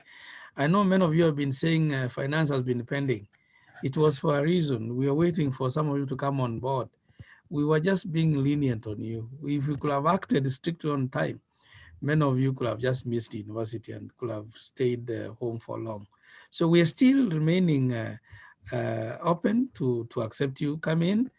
We have not closed, but remember by 6th of October, which is again a week and some few days on top, you should have completed your process. And that means you should have come in and registered and you've signed nominal roll. By 12th, which is a week late after 5th, you are now starting to do your transfers, I believe, from the time the VC will have addressed you, not from today. Those who are sending emails wanting us to transfer them now, you'll have to be patient a little bit until the CEO addresses you, then which will be hopefully on Friday. So we have given you some allowance of 2 weeks to transact with us on these transfers, the inter-faculty or inter-school and intra. So you'll have up to 12th of October. So you have some time to decide whether you are really transferring or not. Somebody is saying Aniski, I hope now you're okay. Then by 12th, that is the last day we expect any of you who had not paid all fees in full to do so, because the system we are using, the ERP, it will automatically close you out. And if it closes you out, you'll have trouble coming in. It will treat you that it's like you didn't report this semester. So it's important you come in and clear your fees by that date. Somebody's asking to announce online classes, Lynn. I said 5th. For now, we are still preparing you. Somebody's asking, lazima tumalize fees by 12th, I said. You are first years, you are coming from home now. You're coming from high school where you are paying more money than what we are charging you here. Kindly just engage your guardians, let them pay their fee, your fees. By October 18th, that will be the last day for us to tell us whether you are deferring, if you are intending to defer. If you go past that date, then please don't come again telling us, oh, I want to defer. And if you defer now, please note that you will be joining the next group that will be coming, those who will be doing their KCSE, because we don't have any other group in between here. It's until we get another group that is graduating from high school, the day they'll be coming, that will be the day you will also join them. So then by December, we'll be winding up instruction. 21st December, we'll be winding up instruction of this semester. Now, so I want you to also understand, I said it again here, that make sure you attend your classes. But most importantly, I'm doing this slide here that make sure you attend the first class meeting, the online class meeting. Hata kama hutakuwa na bundles zingine, at least make sure that you have attended the first class meeting scheduled for every course or unit, at least for the professor to recognize that you are also part of the class, so that you can be marked as part of the team that is going to be instructed. Next slide, please. Now on fees payment, we have fee collection accounts which have been shared to you through the admission letters. And once you paid, you can also pay in a check and come, maybe CDF, or maybe you are under some sponsorship. The check can be brought to student finance office and it will be processed. And your money will be indicated against your name. But I also want you to know that all fees must be cleared by week 4 of the semester that you've registered. That is the policy.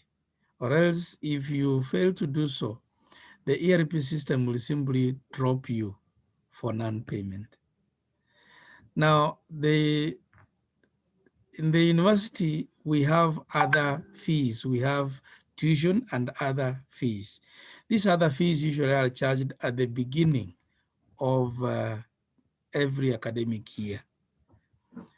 The second semester of an academic year, like when you are now going to pay next semester, you realize you'll be paying only 8,000 and you are sorted out. But at the beginning of the academic year, you'll have to pay these other administrative fees. So it's important that you know these fees. Now, for the first years, usually we have never received fees in installments because we have never had a policy to allow you to pay us in installments. But I've been seeing many requests because of COVID-19, oh, blah, blah, blah. And this is why we have agreed that we can have it up to the date that we have shared with you. For those who did not clear their fees as you registered, you have that small window of 1 week or so. Fanya haraka, clear your fees. That will be within the timeline. But when you be getting to second year, you might enjoy, because when you are reporting session, we'll ask you to give us 50% day 1. Then after the end of 1 week, we'll ask you whether you have also raised money. But at the end of the 4 weeks, you must clear the remaining 50% for you to be able to do unit registration. That is very important for you to note. Thank you. Next slide, please. I want to talk about examinations. It's important for you to know that university will be examining you per semester, not per year, not per 4 years as in high school. Here you are examined per semester.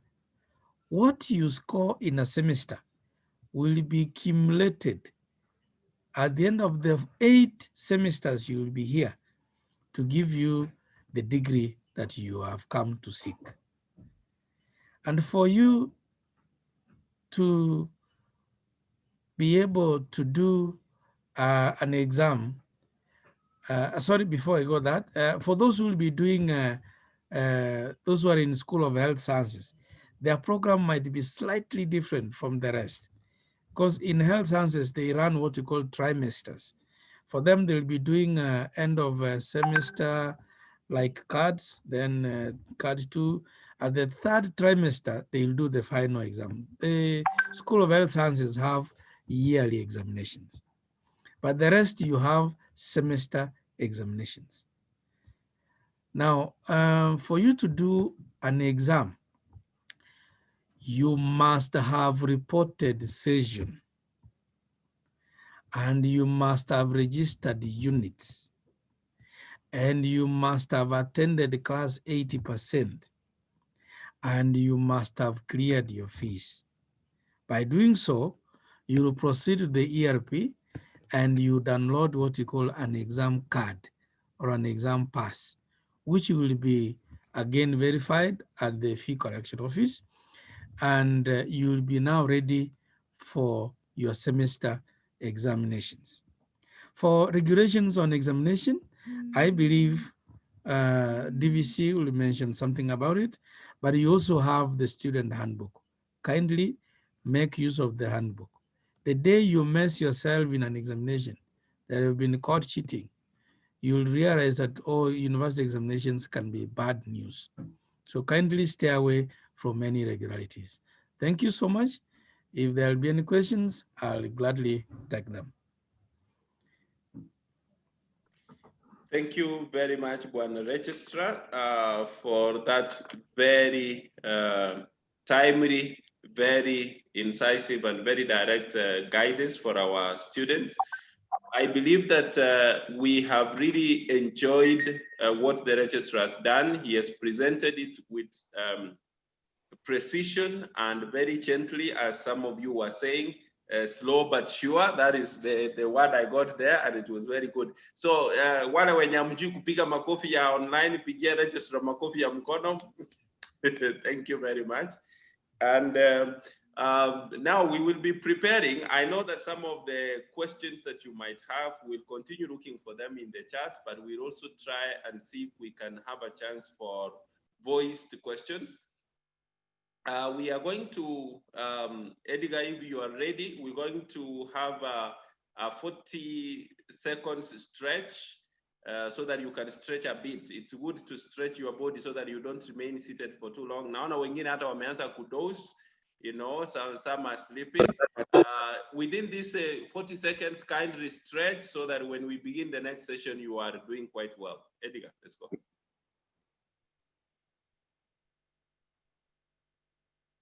The East African Cooperation Partner States National Medical and Dentist Practitioners Boards and Council has recommended the closure of Uzima University's School of Medicine for failure to comply with the minimum requirements for training of medical students. Out of 13 university schools offering medicine and dentistry programs in the country, only 3 have fully complied with the requirements for training of medical students. These are Mount Kenya University and Maseno University and Kisii University, with all of them. There you go. I think that is in line with what the registrar said. You now know that we are number 3 in East Africa, not just in Kenya. And I want to believe you have stretched. Diana, please stop sleeping. Diana, amka, stretch. Otherwise, utaganda. The people in health will tell you you need to do more exercises. Hii corona imetuweka mahali mbaya. Ladies and gentlemen, we are going to the next speaker, who is our Deputy Vice Chancellor. The Deputy Vice Chancellor, remember we told you the structure of the university, topmost Chancellor Council, then the Vice Chancellor. After the Vice Chancellor, the Deputy Vice Chancellor. So number 2 is talking to you today. So our Deputy Vice Chancellor, Academic, Research, and Student Affairs, that's a big division.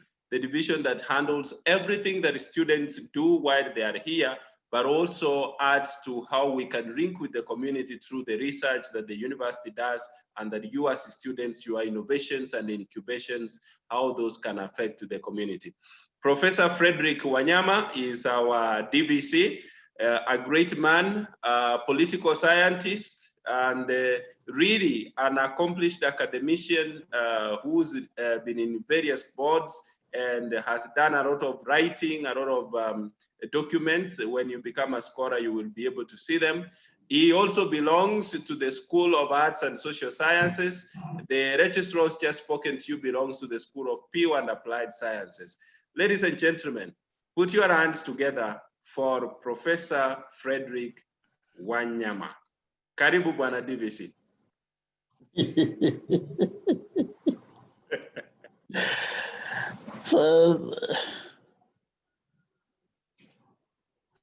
Thank you, brother. I'm not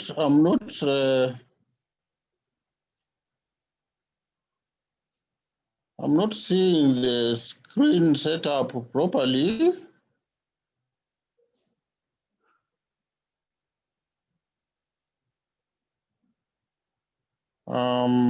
Okay. Thank you very much, brother, for the introduction and compliments. It would be good for my video to appear, but I'm not seeing it. Your video, it's right on top of your slides, but you cannot see it. We can see it. Oh, you are able to see it. Good. Yes. Yes. If you are able to see it, then I can proceed. Thank you, sir. Thank you very much for the introduction, Brother Francis, and the entire team. I want to start by greeting all of you this morning and to welcome our freshers to Kisii University.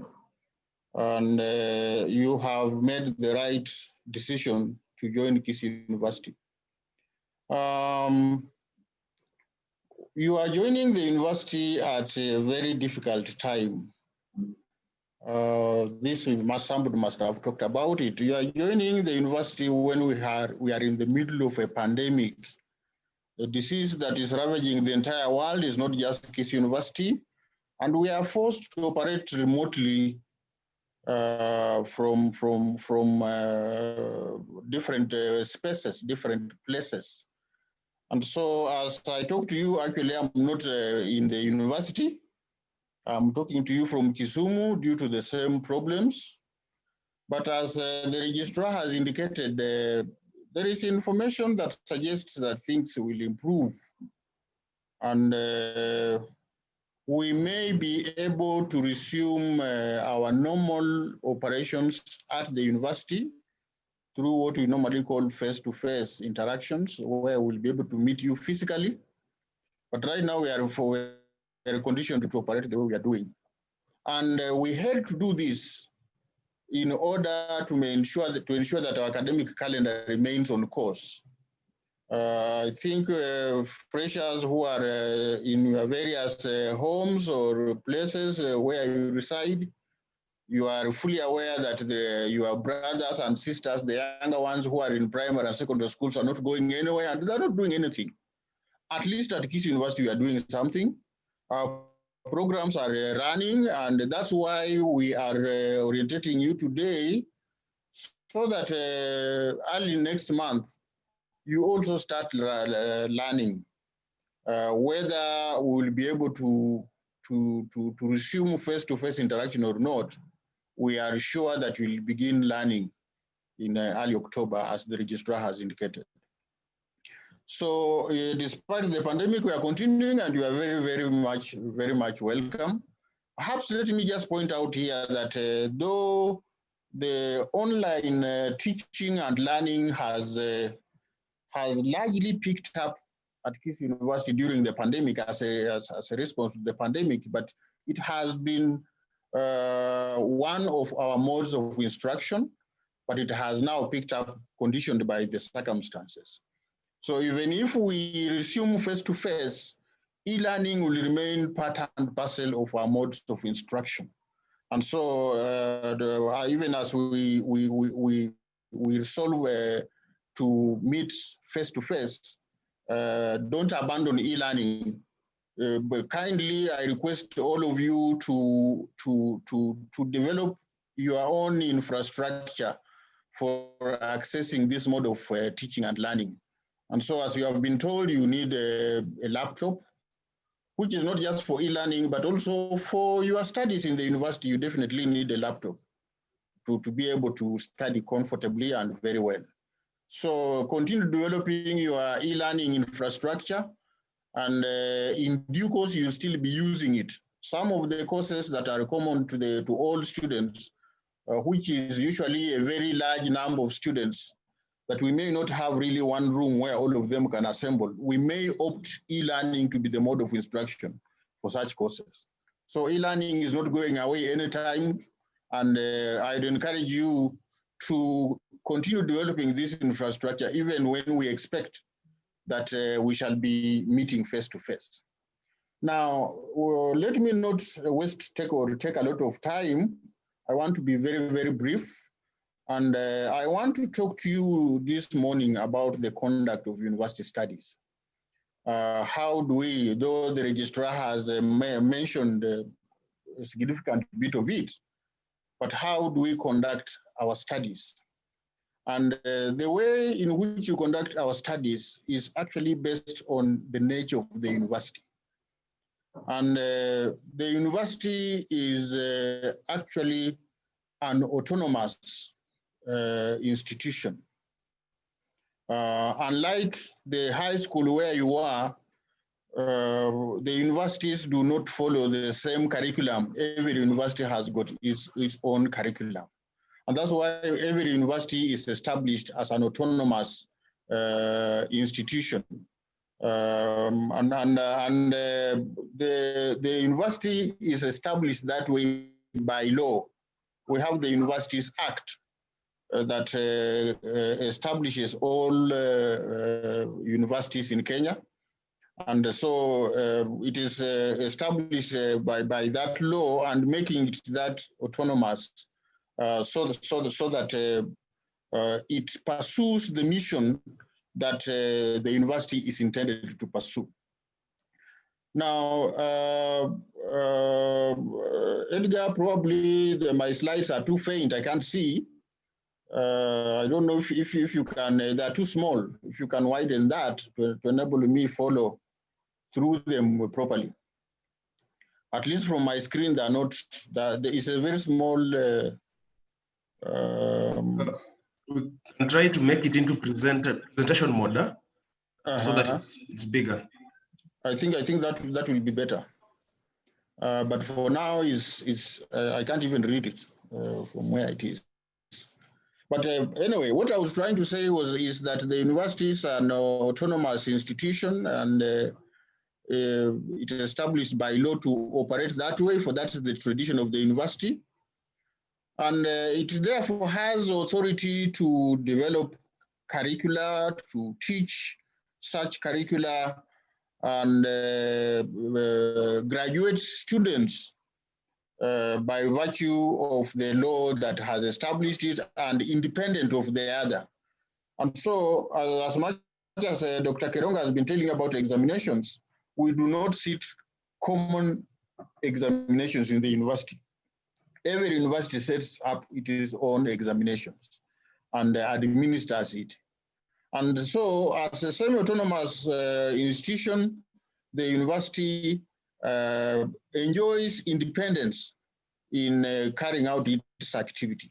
And it also has authority to exercise such functions, or to carry out such functions. But though it is independent and it has authority, the university exercises such authority through a number of organs, through a number of governance organs. Maybe by now, some of these organs have already been mentioned. But the key organs here in the university for that enable it to run its affairs include first, the University Council. That is the overall governing body with respect to the approval of policies that run the university. Also, it approves regulations that run the university. And the council also has the function of approving expenses, or rather the budget for the university. And this is done annually, but it provides the funding for the university to operate on. So it operates, it approves the annual budget. But most significantly, the council employs staff in the university to carry out various functions. Besides the council, we have the University Senate. Dr. Kerongo mentioned this, and I may not want to say much about it, but it is the overall organ that manages academic activities in the university. It is responsible for your admission. It is responsible for your learning and your examination, and also your graduation from the university. That's what the Senate does. And so the Senate is the largest, the most powerful academic organ in the university that handles all matters in the university. Then 3, we have the University Management Board. This is the organ that handles the day-to-day management and administration of the university. While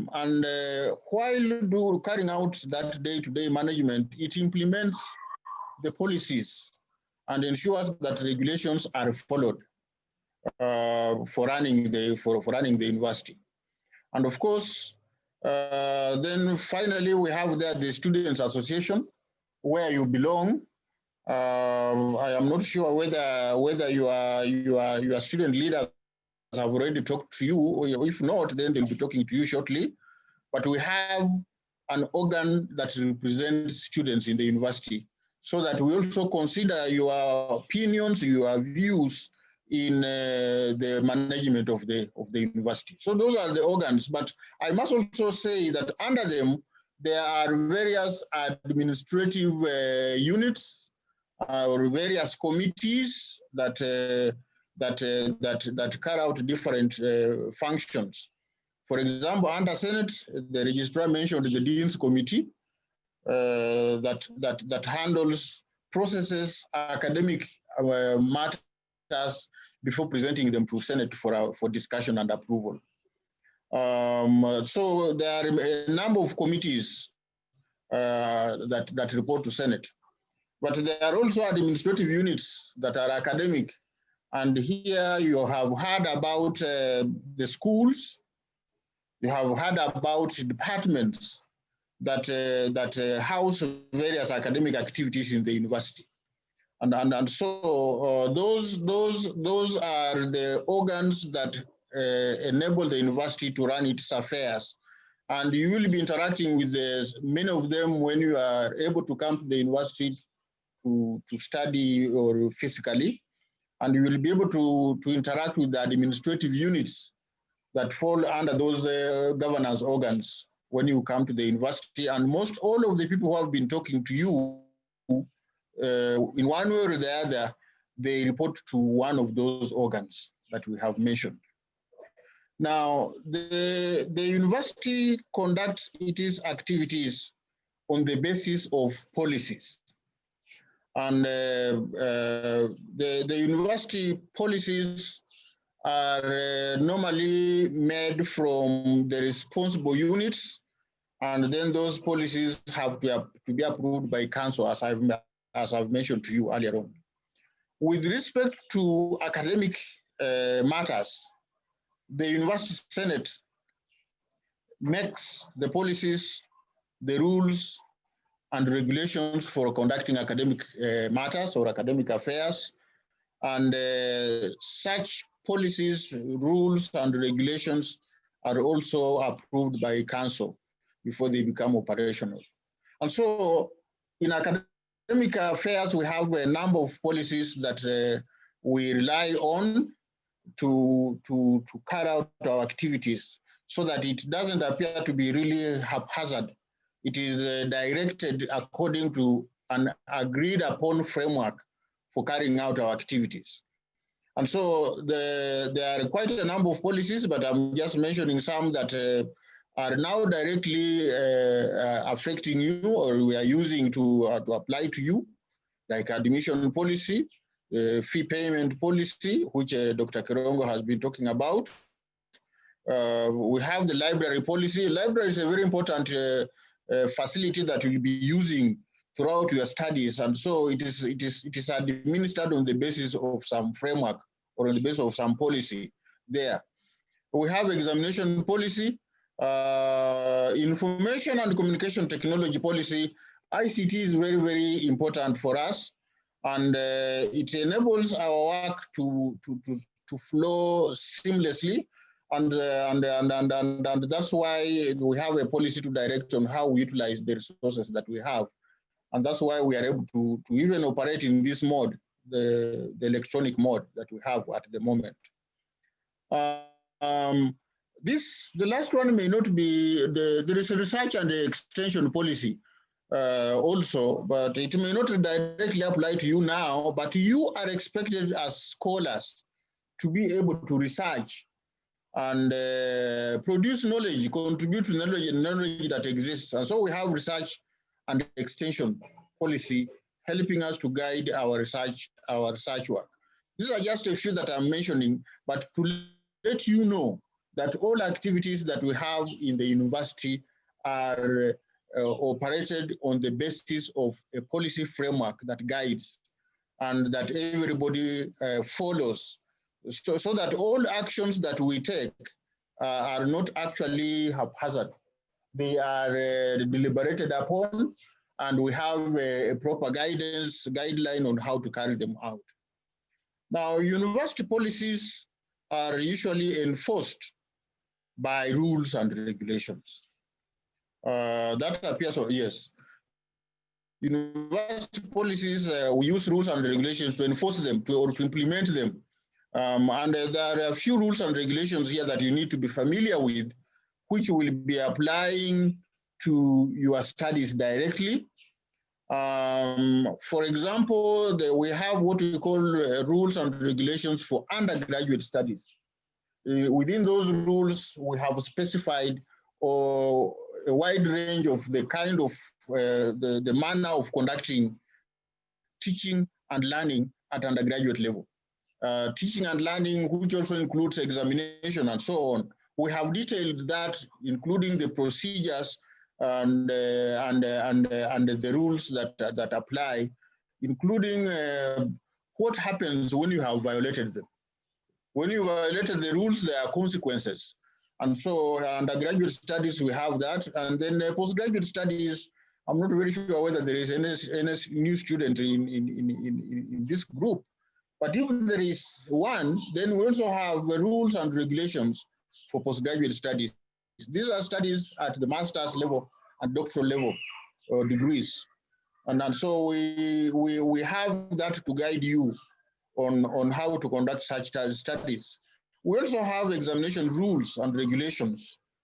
These Dr. Keronga has mentioned, and you need to be very familiar with them.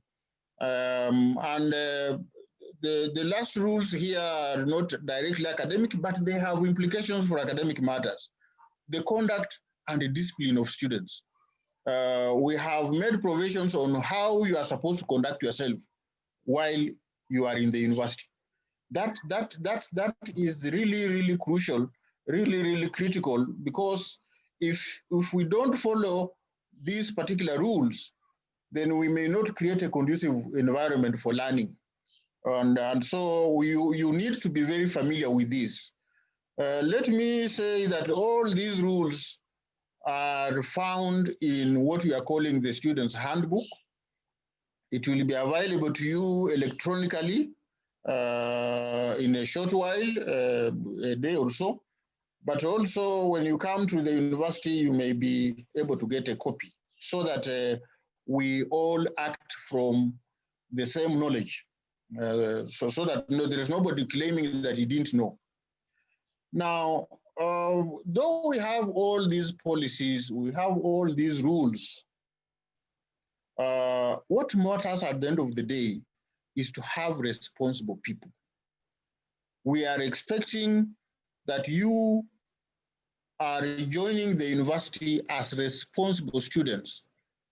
And we are expecting so because we are aware that all of you are adults. I think this has already been mentioned to you, If you have just been reminded that you are an adult, please now know that you are an adult because you are more than 18 years. And in Kenya, anybody who is more than 18 years is an adult. And an adult is presumed to be responsible. Somebody who is responsible is one who knows and is capable to make the right decisions and act accordingly from time to time. And of course, sometimes responsibility is not just tied to age. We are aware that there are people who are of age, they are adults, but sometimes we exclude them from being responsible, in the sense that they are irresponsible. But when we exclude them, it's clearly known, and for sure, if that's the category in which you belong, then you are actually inadmissible to the university. And that's why we want to know from a medical record that you are of sound mind. People who are insane are not expected to be responsible. We normally treat them differently, but those are not admissible to pursue academic activities. So if you are of that sign, that kind of mind, then you need some kind of special care. Even if we allow you into the university, then we will know about it, and we must make arrangements on how to take care of you who is not responsible for yourself. But the bottom line is that we are expecting all of you to be responsible persons. You are adults, you are of sound mind, and therefore you are capable of following studies in the university. That is the basis on which we are admitting you to the university. And we therefore expect that you have the capacity, and you are also expected to follow rules, regulations, policies, directives, and any kind of instruction. I'm told that a person who cannot follow instruction cannot learn. And I don't think you are one of those. You are able to follow instructions, and therefore you are able to learn, and we expect you to do so. And with that expectation comes also some consequences. That since we expect you to be so, and you have confirmed that you are actually responsible, any person who violates rules and regulations will be subjected to disciplinary action, because there is no any other excuse. We will assume that you have deliberately violated the regulations, and we shall discipline you to correct you so that you can come back to the same direction that all students are following, or even everybody is following in the university. Discipline does not just apply to students, it also applies to staff. So all of us follow rules and regulations, and when we violate them, there are usually consequences. So I would advise that all rules and regulations that relate to academic activities must be obeyed, just as all rules and regulations that concern with your conduct and discipline of students must also be observed at all times in the university. Whether you are in the university through a virtual way, the way we are operating, or face-to-face, we will expect you to abide by that. And it's only then that we shall be able to operate on the same point. Next slide, please, Edgar. Now, as responsible persons and persons who are following rules and regulations, persons who are also obedient, we have modalities for studies in the university. And most of these, the registrar fortunately has mentioned them on how we conduct our studies in the university. That once we have policies, we have rules, we have responsible persons who are able to follow them, then we expect you to follow the modalities for teaching and learning in the university. As the registrar has pointed out, the first thing that you must do when you come to the university, as you are doing now, is that you must report that you have come. For now, we are doing this virtually from wherever you are. But also when we come to the university in the face-to-face mode, you can still do the same virtually, because we shall be using our enterprise resource planning system to do this, which you can access it from wherever you are, even at home, by simply indicating in the system that you will be present during that particular semester.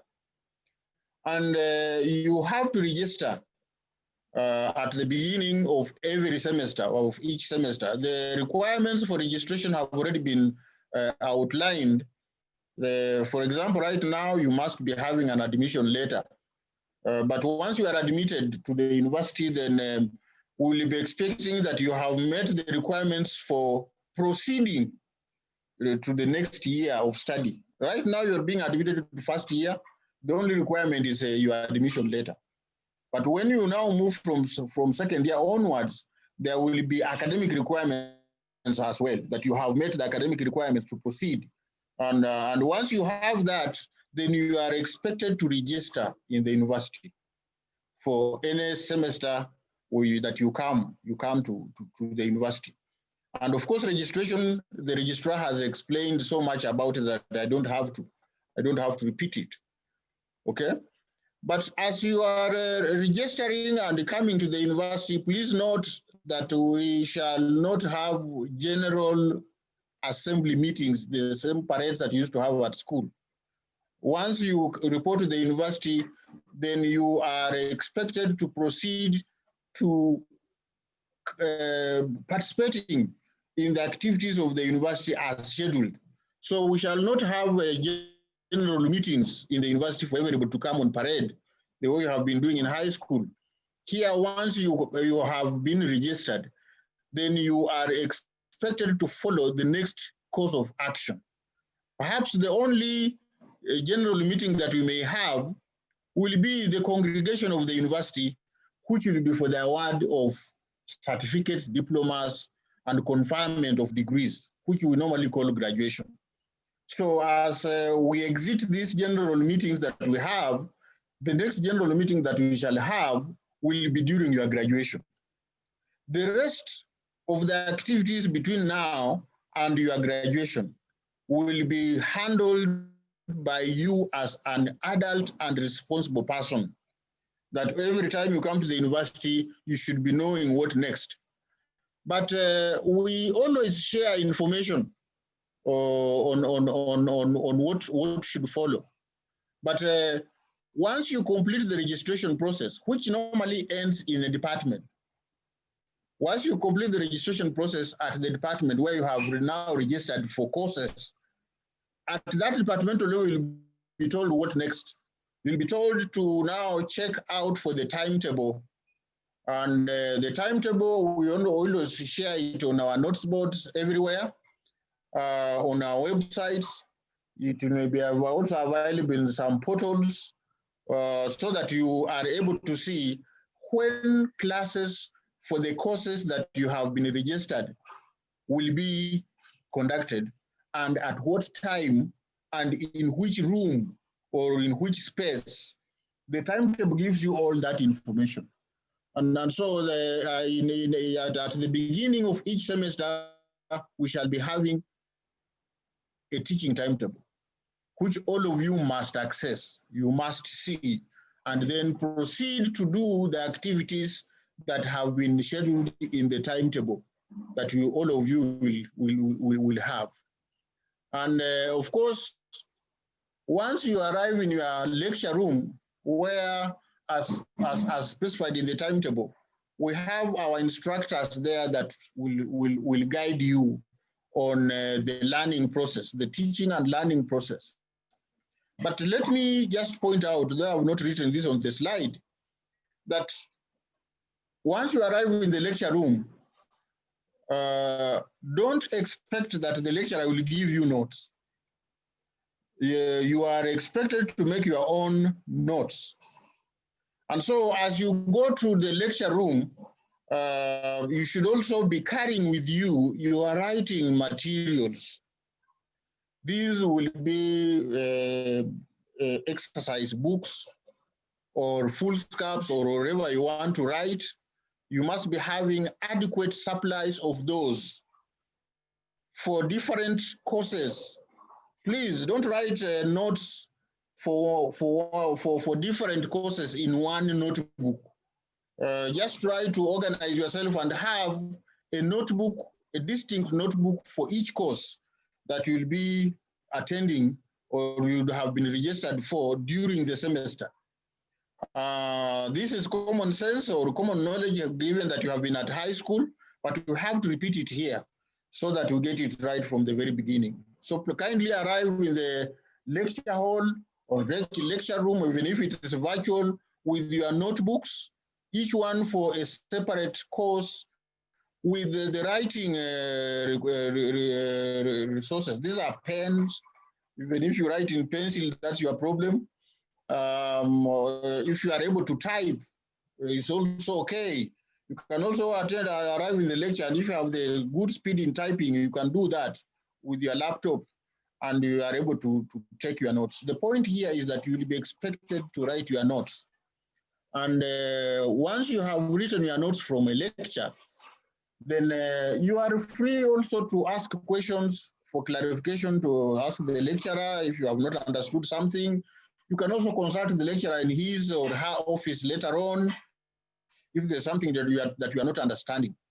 And beyond that consultation with the lecturer, we will also expect you to do your own study in the library. Get access to the library resources on the topic that you are taught, to ensure that you beef up what you are taught in the lecture room, and be sure that you understand the topic that you have attended in the lecture room. And so that's how we conduct our studies. So you go to the library. Maybe there is one more that you should also be able to do. You should also be able to discuss. So form discussion groups from your classes. It's unfortunate that we are operating virtually right now, but when you come back to the university, you'll be able to meet your colleagues in the same class, in the same course, and you can form your discussion groups where you'll be debating the issues that you are taught in the lecture room to enhance your understanding. And so we'll expect you also to be discussing such. And of course, attendance of lectures is mandatory, is a must.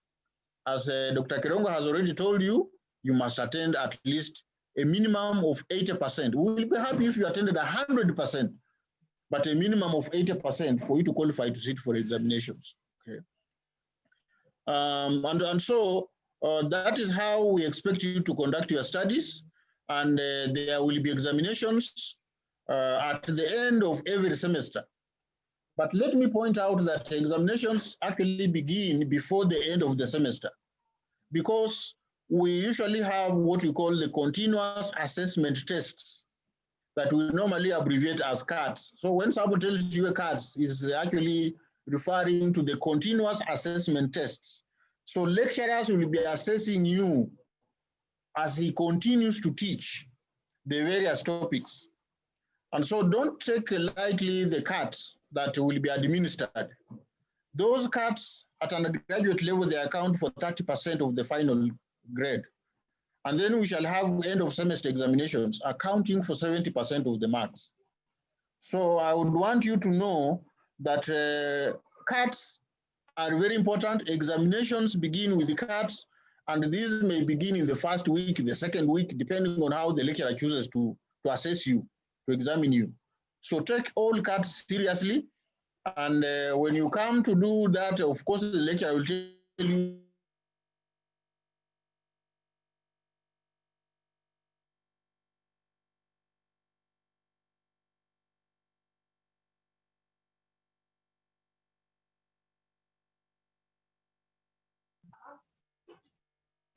Brother.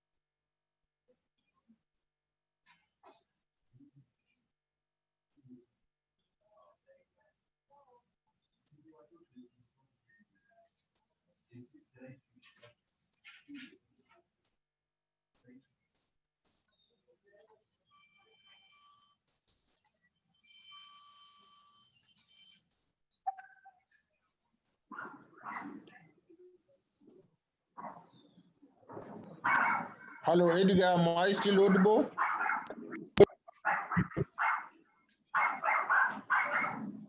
Yes, Prof. I think we lost 4 minutes. Huh? Okay. Okay. You can proceed now. You can proceed. Thank you. Thank you. So I was emphasizing the need for all students to take examinations and ensure that they have passed the examinations. I'm seeing some hands raised, but I'll be happy to answer the questions at the end of this talk. So I will kindly let me answer all your questions after. Now, that is the mode of our study, the modalities for studies in the university. That's what we expect you to do, and so you must read. And the role of students is what I'm turning to as I head towards the end. We expect students to take responsibility for all actions that they participate in while in the university. And so we expect you to be responsible people as you join the university, and you will also be accountable for the actions that you will take or that you will participate in. We will expect you to report to the university and register at the beginning of the semester. Of course, the requirements are there. We have talked about payment of fees. The registrar talked about it. The signing of the nominal roll, the registrar talked about it. That's done in the registrar's office. Then register for courses. This is done in your respective departments where your programs are hosted. We expect you to be doing that at the beginning of each and every semester. Then as you also come to the university upon doing that, kindly look out for communication from the university. This comes in the form of notice board posts. We may have some information on the portals, the university website, which we also have. On those ones, the notice board, the portals, website, we share information that is general in nature. That information will be general in nature, but information that is personal to, which is very specific to you, we shall write you individual letters. And of course, the Office of the Dean of Students normally help us to pass such communication. So always be contacting the Office of the Dean of Students for such personal communication if there is any. Please take note of timetables whenever you report to the university. The timetable contains very, very important information that with respect to which course is being taught when and where, and ensure that you present yourself. Of course, you must attend lectures, as we have already said. Plan for private library studies and join discussion groups. I have already pointed out that. Properly utilize your time outside the lectures and studies. Also participate in extracurricular activities. It's unfortunate that with the current COVID-19 pandemic, maybe we are not able to do that, but we shall soon be doing that. There are some indications that we'll be able to do extracurricular activities. We'll be able to come to the university, and we have plenty of sporting activities for you to participate in. Also do some social networking. The university is a place where there are limitless opportunities for learning. There are some that you learn through friends. There are some that you learn by interacting with the people from different parts of the country or even the part of the world. And so you are coming to the university to meet different persons from different places. And those are opportunities for you to learn. So social networking is important for you. However, choose your friends wisely. Your friend must be somebody who is doing things that you aspire to do, things that are constructive to you, things that made you to come to the university. Those are your friends. Choose them wisely and ensure that you benefit from them. And finally, we expect you to promote academic excellence by ensuring that the quality of studies that we have contributes to the generation of knowledge, to creating awareness and to creating a better society than we have now. That's what we expect you to engage in. Lastly, maybe Edgar, the next slide. Edgar, are you there? Yes. Yes, I'm here, Prof. Lastly, I just want to wish you well. These are just best wishes as you join the university. Maybe as I do this, I must congratulate you on joining Kisii University. Of course, when you did exams at Form 4, there were hundreds of thousands of you that sat the examination. But it's only very, very few that have got the opportunity to join the university. And so I congratulate you on that achievement, but I'm also confident that you'll succeed in your studies despite the problems that we have. And I wish the best of luck in your studies and hope to see all of you in the university congregation or in the university graduation after 2 or 4 or even 6 years of studies in the university. 6 years, these are the medicine students they take to study. And so after those number of years, I expect to see all of you. Congratulations on your admission to the university and welcome to Kisii University. Thank you very much for listening. Thank you very much, Bwana DVC. Ile mikono yetu, if you cannot clap online, let's appreciate the DVC for those very powerful, clear, direct guidance. And this is the man who will be ensuring that your life in campus is meaningful, because as you see, he touches all the 3 core aspects of your life in campus. And as you have seen, he's very down to earth, very real, and has no challenges. Bwana DVC, you have one task, but because our deans are jumbled up in the chat, if you permit me, I can be calling them on your behalf, if you permit me. Are they present, by the way? Yes, actually.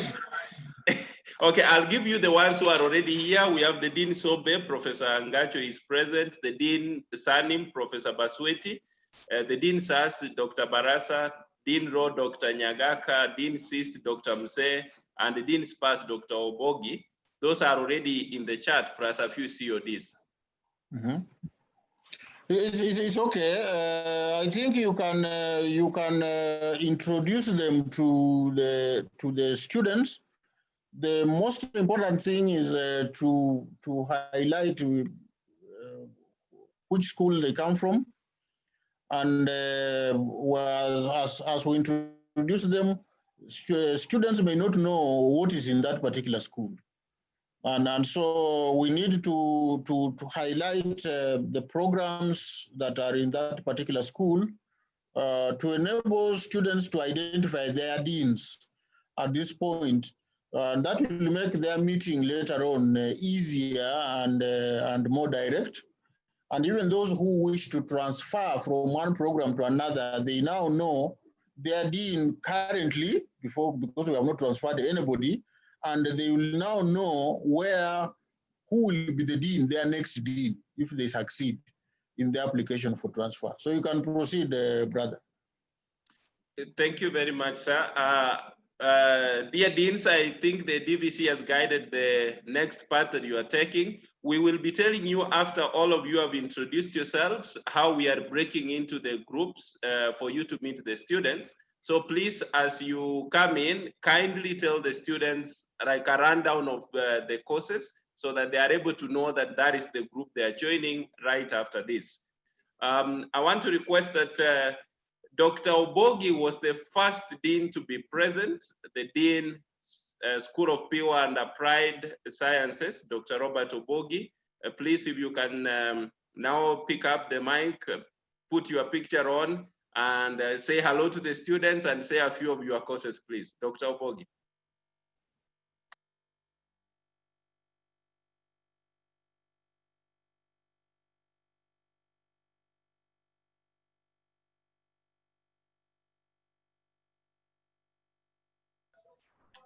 Just a minute, brother, as I unmute him.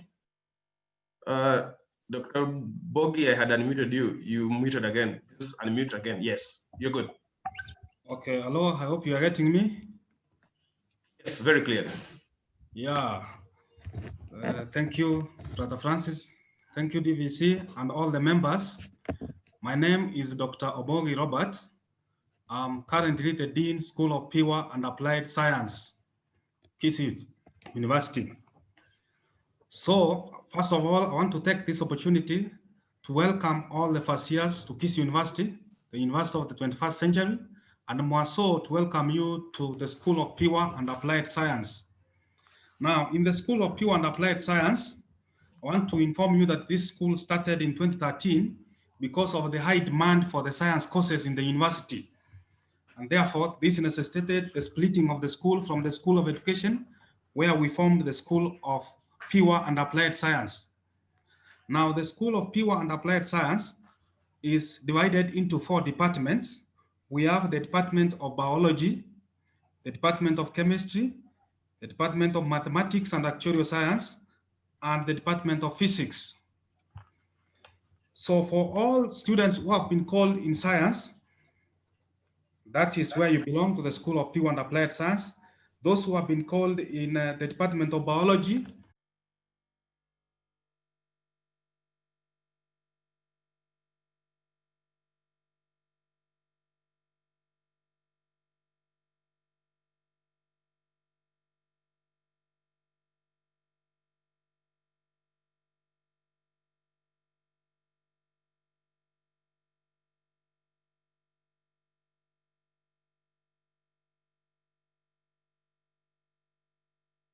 they belong to the School of Pure and Applied Science, Department of Chemistry.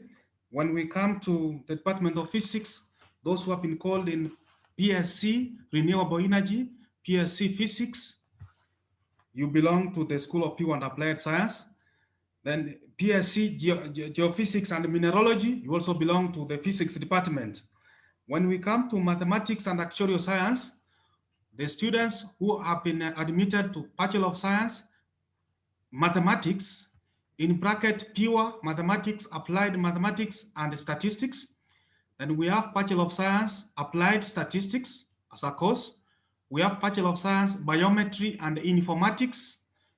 We have Bachelor of Science, Actuarial Science. All those students who have been admitted in those courses, you belong to the Department of Mathematics and Actuarial Science, and also in the School of Pure and Applied Science. So majorly, we have 4 departments. And when you will physically come to the university, we shall show you where the School of Pure and Applied Science is. We also have a Department of Laboratories, where we conduct our practicals. In the university, we have around 6 laboratories, which you will be able to see, which we normally share with the School of Health Sciences, because we mostly do most of the courses together. So that is where you will be conducting your research and also the practicals from. We will show you when you come physically where those laboratories are. We want also to inform you that in the School of Pure and Applied Science, we have the examinations department. This is the department which will be dealing with all your exams. As the DVC has said and as the registrar said, that at the end of teaching, you will be examined and you must follow the rules of the examination. All these things will be handled in the Department of Examinations, that is in the School of Pure and Applied Science, where we have a coordinator. We also have the postgraduate coordinator in the School of Pure and Applied Science. This is for students after you have completed your 4-year of stay, you will wish to proceed, and that school, so that department will assist you on how you will proceed to your postgraduate studies. Now, in the School of Pure and Applied Science, when you have completed that year, you will do what we call compulsory industrial placement, industrial attachment. So we have a Department of Industrial Attachment, and that is where you will be, that is where in that department you will be told how to go about the industrial attachment. Now, when we come to academics, I want to inform you that in the School of Pure and Applied Science, we have very senior academicians. We have competent academicians, right from associate professors, senior lecturers, tutorial fellows, and graduate assistants who will be there to assist you both in online teaching and also in the physical teaching if the COVID-19 improves. So we want to inform you that the School of Pure and Applied Science is one of the largest schools currently.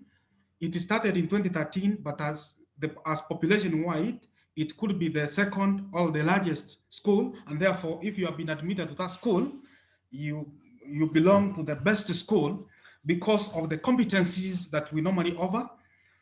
In that school, I want to inform you that all students in the School of Pure and Applied, they belong to a club called Pure and Applied Sciences Association. When you come, you will be introduced to that club. In that club, we normally deal with the scientific problems and their solutions in the society. So we'll have the Pure and Applied Science Association. We also have, for the students who have been called to the actuarial science, we have what we call the Actuarial Society of Kenya, where we are members, and in Kisi, the branch is located in Kisii University. So we will tell you more about that when we, in the due course, when we shall break. Also, we need to inform you that in the School of Pure and Applied Science, we also have a computer lab, the School of Pure and Applied Science Computer Lab, where you will be conducting your research from. That computer lab is established.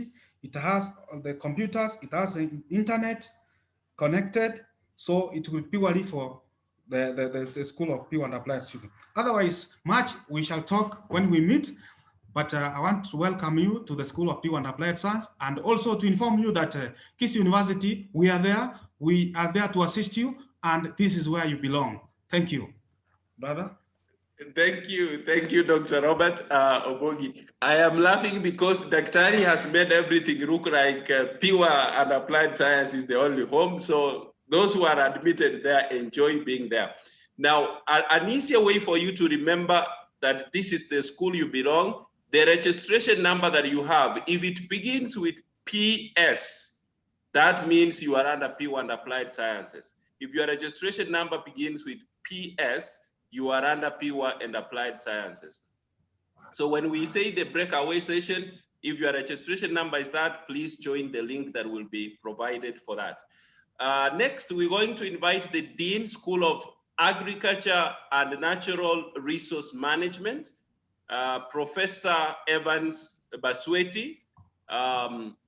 He's here, he has been here for long. I hope, Edgar, you are finding him so that you can unmute him.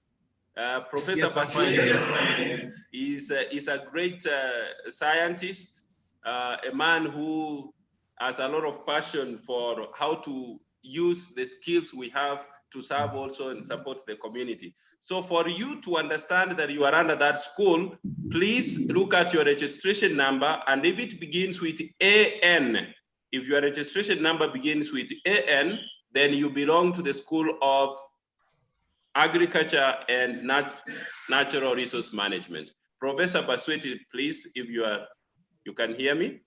Thank you. Yes, I can hear you. Thank you, sir. Brother Francis, thank you for this opportunity to welcome me to this important orientation and program for our new first year students. Let me take this opportunity to welcome all the students who have been selected for various certificate, diploma, and degree programs of Kisii University, and in particular to the School of Agriculture and Natural Resources Management. The School of Agriculture and Natural Resources Management over the following programs. We have certificates, diplomas, bachelor's, master's, and doctorate programs. We have experienced lecturers who are also able to do research, extension, and the community outreach programs. We also do institutional consultancy in various areas. The structure of the school is basically we have 4 programs. These programs are headed or departments. These departments are headed by the chair of department, CODs. We normally call them CODs. We have the Department of Agricultural Education and Extension, whose COD is Dr. Bunyata, David Bunyata. We have the Department of Agricultural Sciences, headed by Dr. Judith Othiambo. We have the Department of Natural Resources, Environmental Science, and Fishery Sciences, headed by Dr. George Ogendi. And lastly, we have the Department of Agricultural Resource Economics and Management, headed by Dr. Gabriel Tennessee. In our school, we have various learning and research activities. We have demonstration farms, one at Nyosia. Nyosia is about 7 kilometers from the main campus. And we also have a demonstration farm comprising of 2 acres within the main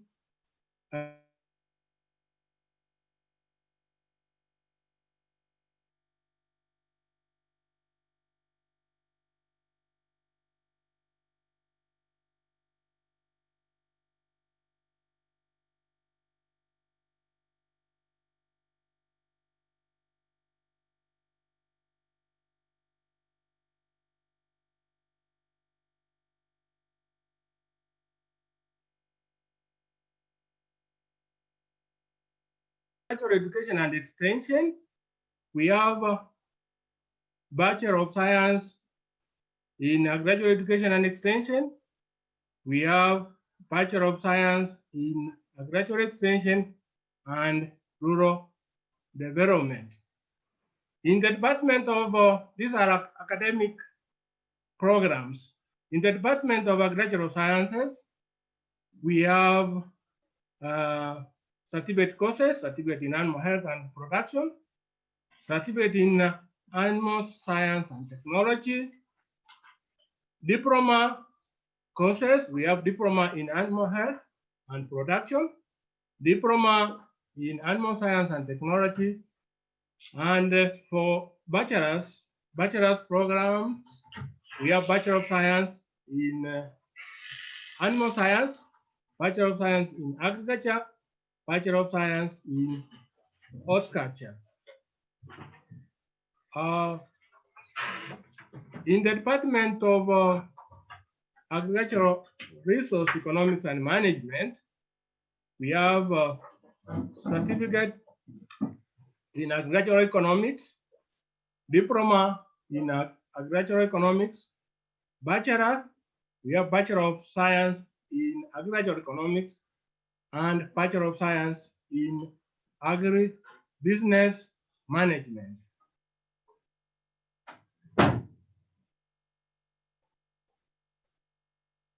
In the Department of Natural Resources, Environmental Sciences, and Fisheries, we have certificate in Fisheries and Aquaculture, diploma in Fisheries and Aquaculture, Bachelor of Science in Environmental Science, Bachelor of Science in Natural Resources, Bachelor of Science in Fisheries and Aquaculture, Bachelor of Science in Applied Aquatic Sciences.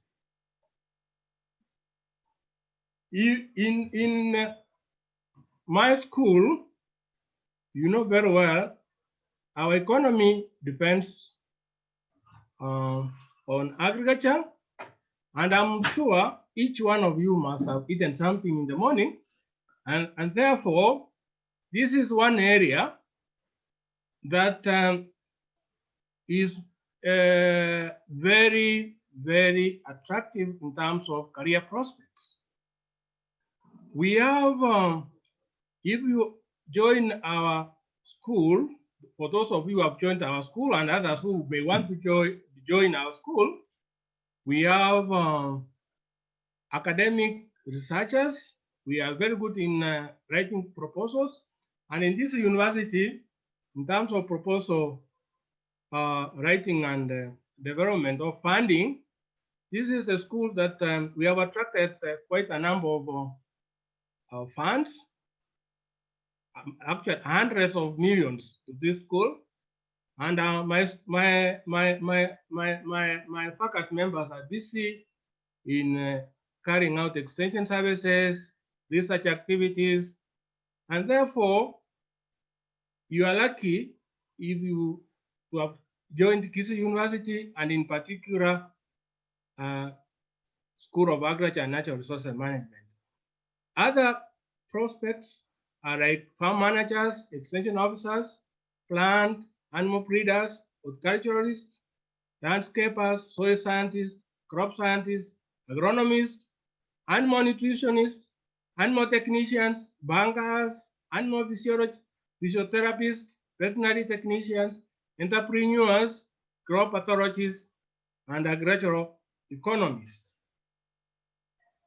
So finally, let me once again take this opportunity to welcome you to Kisii University and the School of Agriculture and Natural Resources Management. Thank you so much. Thank you very much, Professor Basweti, the Dean, School of Agriculture, Natural Resource Management. So all those students whose registration number is AN, when we do the breakaway, that is your Dean, that is where you will be meeting him. Next, we're going to go to the Dean School of Business and Economics. This Dean is actually running defenses for PhDs, for those who will be getting doctoral degrees this year. But he's created time to come and show his face quickly and then proceed to the other part to finish the defenses. And a lot of courses from that department are, as the DVC said, management, and therefore managers are responsible. Now, Edgar, I hope we have found Professor Chris. Yes, we are ready with him. Yes, now, ladies and gentlemen, we welcome the Dean Sobe, Professor Christopher Ngacho. Prof, welcome. Thank you, brother, and thank you for this opportunity. I want to take this earliest opportunity to welcome all students who have joined School of Business and Economics. I want to assure them that they have made the right choice to join our school and, of course, Kisii University. Briefly, our School of Business and Economics started in 1999. And for sure, we are the oldest school in the university, and we were the only school here for about 10 years in Kisii University until other colleagues joined. Briefly, the School of Business has 5 departments, and I'm going to enumerate the departments and those students whose registration numbers start with the CB. All those students with the CB 11, CB 12, CB 13, CB 14, CB 15, CB 18, CB 19, and so forth. They belong to this school. So the first department I want to talk about is the Department of Accounting and Finance. The Department of Accounting and Finance houses 2 major courses here, the Bachelor of Commerce and the Bachelor of Business and Management. Related at a stage, but in both programs, those doing a Bachelor of Commerce, that is the CB12, and those doing Bachelor of Business and Management, that is the CB11. You will do the common courses in year 1 and year 2, but when you reach 3rd year, you are going to choose whether you want to be an accountant, therefore you will do accounting. Whether you want to do finance, you will do an option called finance. If you want to get into marketing, you will do marketing. You can do insurance. You can do management science, which is basically computer and information systems. There are, for you, you are familiar with the many areas in which these people can work. You go to any bank, You cannot fail somebody who has done a Bachelor of Commerce or a Bachelor of Business and Management. So the department is headed by a very dynamic head of department called Dennis Nyamasege. You will be meeting him. We have already created the 2 walls. So if you are here and you are CB11, join the Business and Management. If you are CB12, join the Bachelor of Commerce, so that you can interact with the COD more. The programs are many, so I cannot take a lot of time there. The next department I want to talk about is the Department of Business Administration. The Department of Business Administration houses 1 degree program under CB13 called Bachelor of Entrepreneurship and Management. Those who aspire to be entrepreneurship innovators, this is the program to join. The department is headed by a Dr. Yobesh Nyaboga, who will also be joining you when we break up. The third department I want to talk about is the Department of Human Resources and Strategic Management. This department houses the Bachelor of Human Resource Management. It houses the Bachelor of Secretarial Management and Administration, and it also houses the Bachelor of Cooperative Management. From the last program, Corporate Management, my dear students, you'll realize that all movements now are going the cooperative way, the circle way. So the Bachelor of Cooperative Management has gained popularity in recent times because every organization is now going the cooperative, whether in the villages, you'll get cooperative. And these are the people who are going to run these cooperatives. If you want to be a human resource manager, the personnel manager, the so-called personnel manager, we have the human resource manager. But the organizations are also moving towards executive secretaries. And that's why we have the Bachelor of Secretarial Management and Administration to take care of the secretarial. The fourth department is the Department of Management Science. If you are quantitatively oriented and you want to make decisions based on quantitatives, on mathematics, on computers, then the department is called Management Science. And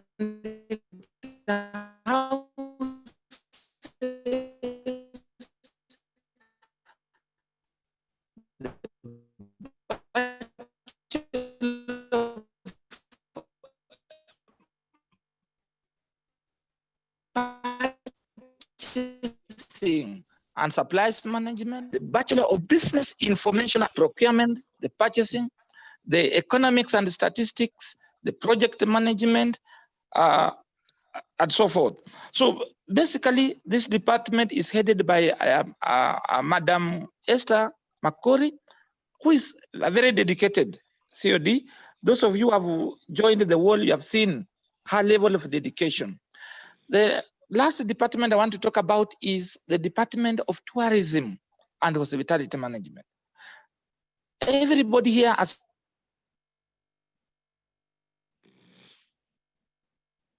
will be touring. It's about tourism. We have a very market-oriented program which allows students to interact with the industry, the tourism industry, throughout the year. And when you join in first year, you'll be exposed to many tourism sites. Then you will also be exposed to a hotel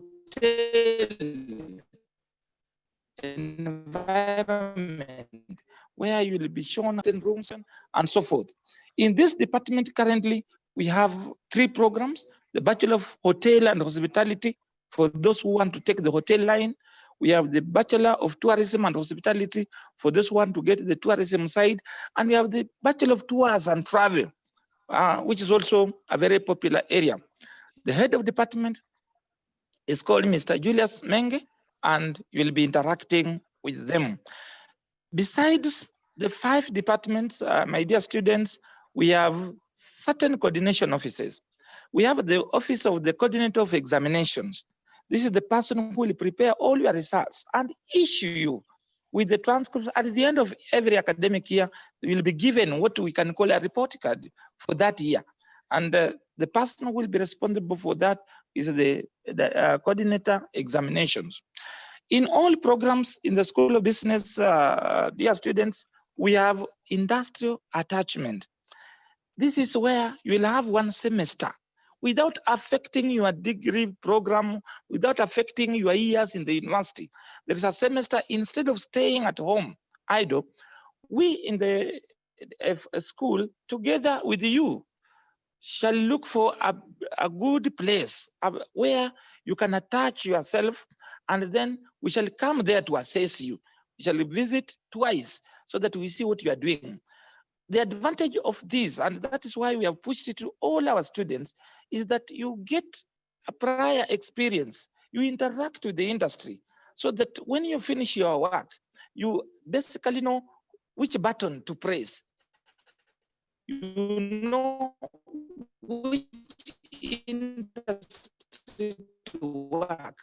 And therefore, we have a coordinator called Madam Liz Buyeke. You will be interacting with her. To enhance practicals, especially in tourism and hospitality, we have a coordinator specifically in charge of practicals. This is the lady who will show you around. If you are being going to a hotel, she's the one to take you there. If there is any cooking that is to be done in the university, she will coordinate that, and she's called Mrs. Eunice Mukolwe. So you will be interacting with them. We also have the coordinator of the postgraduate studies. Mark you, we have about 14 degree programs undergraduate, and we have about 13 masters and PhD. Each of our programs, from the very low level of certificate to diploma, to degree, to masters, to PhD, it has a uniform structure that you can join where you are joining, and within about 8 years or so, you are in the PhD program in the School of Business and Economics. So we have a coordinator who takes care of all the postgraduate issues, and many of you, once you join, you like the place. Generally, my dear students, this is one of the largest schools, and I want to tell you that the school has about 67 full-time staff, very highly qualified staff, and very many non-teaching staff. But then we, having been here for a long time, we have emphasized on quality. And mark you, all our graduates are out there getting jobs and they are working. What I want to advise, my dear students, is that before you make that decision to change a course, whether you are changing to business or not, make sure that we evaluate that decision carefully, because a number of students have tried to change a course, only that after a year down the line, they want to go back to the original course because they were pushed by peer. It was a peer group. People are just pushed, okay, we are changing courses. But mark you, many of the courses that we have at Kisii University, and more so in the School of Business, are market-oriented. We have done enough market survey, and we have established that these are the courses that can be able to benefit our students. So, brother, without taking a lot of time, because I know my other colleagues are waiting, I want to stop there and urge my students to stick with me so that we journey together. We journey together towards your academic line. And I want to assure you of a very fruitful stay in Kisii University and in the School of Business and Economics. Thank you very much, brother. Thank you very much, Prof. That is the Dean School of Business and Economics. Remember, guys, we are live in YouTube and Facebook, so your other colleagues who are not in this Zoom call are also following. So that's why we are allowing the deans to speak a little more rather than the chats. We are guiding you on the chats, but the others need to follow what's going on. Now, we are going to call to a lady, the Dean School of Arts and Social Sciences, the school which has probably the largest number of students admitted this year. That is my school also, I belong there, and so that's the DVC. Dr. Margaret Barasa, if you can hear me, Daktari, please.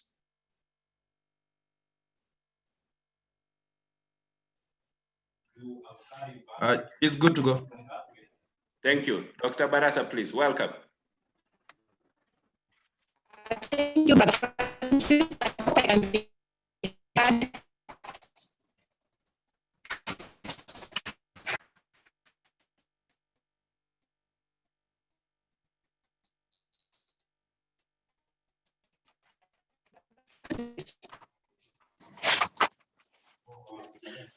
Internet is on the red, brother. So okay, so Daktari, maybe as we try to reconnect you. Yeah, she can just find a better device, and she comes in next. As you do that, maybe we can pick the Dean Health Sciences. The Dean Health Sciences, this is the school for those who are doing anything related with medicine. Your registration number in this school begins with HE. Dr. Wycliffe Mogoa is here. He's a doctor. Also, he can do surgery on you. Ukikuwa na shida kwa tumbo, anaweza pasua. Dr. Mogoa, if you can hear me, please. Dr. Mogoa is not presently in the meeting. Oh, he's out. Okay. Then we will go to the Dean Law. The Dean Law, the school which prepares lawyers and judges and magistrates. In fact, this man that you are meeting is one among those we are waiting for. Hiyo maneno ingine. Let's not continue there. Our Dean School of Law is Dr. Iuri Nyagaka Frederick. Daktari Iuri, I know you have been with us from yesterday, so I hope you have not dropped out. He needs to unmute now. Daktari, please unmute yourself. He's all set. He's good. He's good. Thank you, Doc. Thank you, the team that is tasked with coordinating us during this orientation program. And thank you, Bwana DVC, for the chance that you've given us to be introduced. Okay, and I thank you everybody for preparing to listen to me, although I'll take a short while.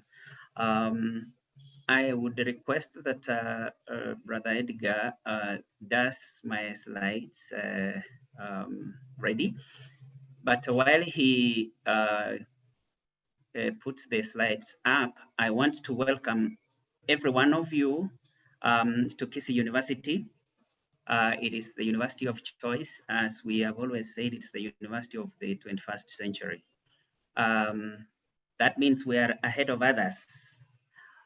So I want to welcome each and every one of you, and particularly I want to welcome all those of you who will be joining the School of Law, those who have already joined, and those who are yet to, including those who intend to have an inter-school transfer if you intend to. So you are all welcome to the School of Law. Now, Brother Edgar, could I have the slides up so that I could quickly run through? Just a minute while we set that up. Okay, thank you. While Brother Edgar does that, okay, yeah, the slides are there. I am Dr. Ur, as they have said, Ur Fred Nyagaka. Now, Ur is a Latin reference of law. That means Jura. Jura means law. So let the title not confuse you, but I'm a doctor of law. Well, Dr. Mogoa is the doctor of medicine. I'm a doctor of law.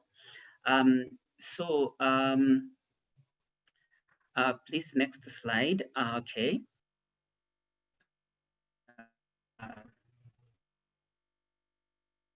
Next slide. The School of Law in 2012, although we had started running it informally in 2009, but it was accredited for the first time to offer legal training in the country on the 2nd of October 2012. Please, next slide. Okay, yeah, and in the school, we offer two programs. That is the Bachelor of Laws program that runs for 4 years, and the Diploma in Law program that runs for 2 years. Now, the Diploma in Law program prepares students to either progress to the Bachelor of Laws program or to go into practice not necessarily as lawyers, but as I would say in the layman's language, those who assist in the process of law in its practice. And so we would call them clerks, they would be paralegals, but they all act like a support staff to lawyers in various respects. But they also can run their own practices. For instance, if you would want to set up an auctioneering firm so that you can run your own business, then you would be good to go once you qualify with a diploma in law, and then have other qualifications that the law puts in place.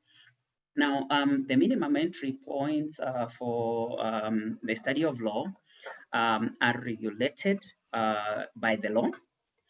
But basically, we start with the bare minimum, as the law puts it. However, competition has, particularly competition for the study of law in Kisii University, has raised that bar quite high.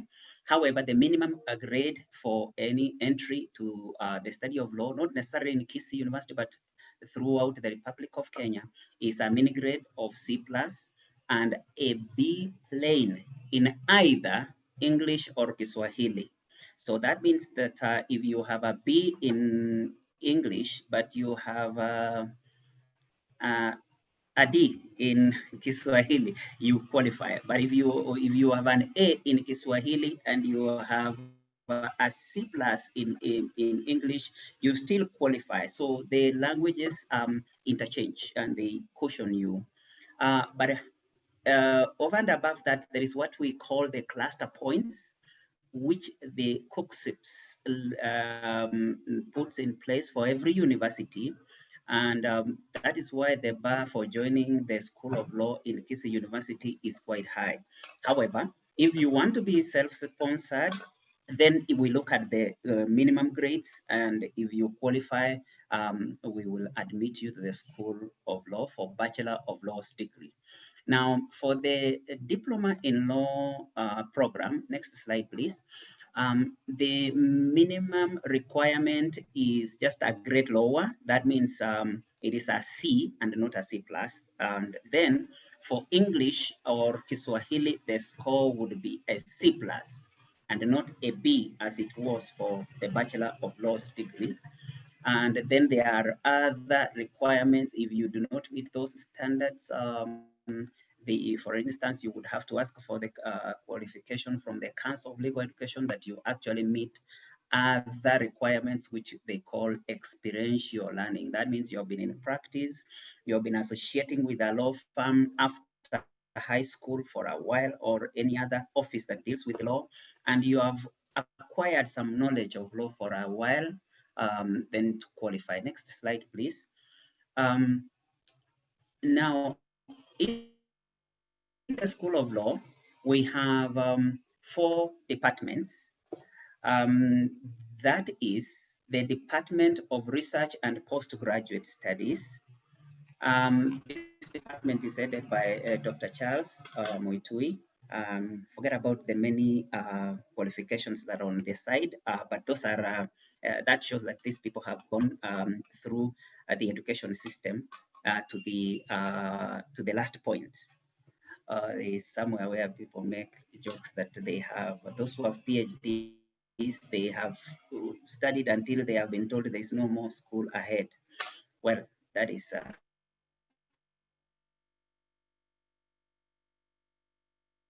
a joke, as they put it. But it is headed by Dr. Charles Moitui. Then we have the Department of Public Law, which is headed by Dr. Wycliffe Nyachoti. We have the Department of Private Law that is headed by Madam Grace Anna, and the Department of Commercial Law that is headed by Mr. Ngwenyi.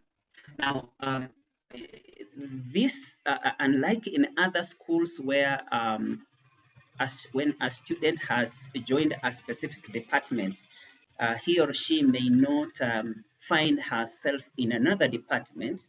For the School of Law, our departments cut across the whole program, so that you would have yourself, for example, in year 1, semester 1, studying 8 courses as you will study, but one of the courses will fall in the Department of Public Law. For example, criminal law will fall in the Department of Public Law. You will be studying another course in first year. I hope you looked at the rundown summary that I sent to your WhatsApp group, and you saw the various courses you will be studying in first year. So in the first year, is taught under what we call private law department. But so they keep running across. For example, the course on contract law, it falls under the school of, the Department of Commercial Law. So for our school, the courses intertwine and they cut across so that we have a blend of one Bachelor of Laws degree, which you will graduate with. Now, in the next slide, then, we would want to understand what the career paths are. If you study law and you do not wish to practice as a lawyer, you do not have to join the Kenya School of Law. But then that means you actually limit your chances of career advancement and practice. However, you can still progress with your further studies and attain a Master of Laws degree, for instance, and a PhD, and you can continue studying or teaching law, but you will not be practicing as a lawyer. But then once you qualify with a Bachelor of Laws degree, and you join the Kenya School of Law and pass the Council of Legal Education examinations, then you have very many career avenues open for you. Next slide, please. Now, in these career avenues, for example, you would be a legal practitioner. That means an advocate, a lawyer, but who is an advocate. A general law degree without a qualification from the Kenya School of Law leads you to become a lawyer. But if you have to practice law, then you are known as an advocate or an attorney. In other countries, that's what they call attorney. So here, next slide, please. You are the kind of person who will be, as others are known, who will be asking very clever and confusing questions. For instance, a person who has been, who has died, and you are representing him, or the dead person in court, you may ask a very interesting question to somebody who has come to give evidence or to witness in court. For instance, where were you on the day when so and so was pushed out of the office of who is answering says, I was behind him directly. And I was the one yelling, die, die, die. So, by that time, the person has already told you that he's the one who killed the person, because if he was behind him directly and he was actually telling him to die and the person was pushed out of the window, then the answer is, it is him who pushed him. So you are a practitioner. As a lawyer, you will have so much to do in all the various fields we will be teaching you of law. You will be permitted to practice there once you qualify from the Kenya School of Law. Next slide, please. You may also opt not to be a private practitioner. That means you don't open your law office, but you join, for example, government, but under the office of the Attorney General, where you will be sent to represent the government in cases which are either criminal, civil cases. That means where the government, issues to do with the government are challenged in terms of, for example, how money was handled, who is moving one person from the office to another in a very unfair manner. You will represent the government in that respect. So you will be acting under the Attorney General. You may want also to join the office of the Director of Public Prosecutions, where you will represent the government, but in relation to cases where, if you have heard of people being known as criminals, suspects, when somebody steals, they are arrested, they are taken to court, you will be the one representing the government by complaining against those people, what they have done. You may also want to advance and become a lecturer. For instance, I am a lecturer, but while you are a lecturer, you are also permitted to practice law. So you will also open your law firm but you may not necessarily join the office of the Attorney General or the DPP if you are a lecturer, because you are working for the same government. Then you may be an in-house lawyer. That means you just join one of the companies and you are giving advice there, and you will still you'll be making your money. Or you join international organizations, for example, the United Nations. You can represent people in other cases. I mean, in other international fora, for example, in The Hague. At least you understand that Kenya has had a few of our high-profile individuals who have been represented there. So you understood what The Hague is. But those are lawyers who represented them. Actually, our Kenyan lawyers represented some of those people there. But you could also even join politics if you want to get there, and you still have your law degree. Next slide, please. You also may want now to join what we call the bench. If you are a practitioner, as a private practitioner, we say you are in the bar, not the bar for drinking changa and the rest of these things, but then that is the other side of representing justice. But you could also be the one making decisions in terms of justice. So you will be in the bench as a judge or a magistrate, and you could become a judge of the Court of Appeal, a judge of the Supreme Court of Kenya. You could also become a judge of the High Court or Industrial Court, and there's a variety of jobs that will be open for you there, depending on the qualifications that are in place and that you meet them. Now, frequently asked questions are: is the law profession saturated? No. We still need as many lawyers in Kenya as we can possibly have, because out of about 50 million of us, we have only about 19,000 lawyers. And of these, about 12,000 are the ones who are able to practice law. And so how much money can you make? That is for you, depending on how sharp you are in your practice, how good you will represent your people, and how honest you are in that representation, because your words will sell you. If you are not honest, you will not make good money. So with that, we welcome you to the law school. We hope to meet you physically when you come. We hope to see you soon. Thank you.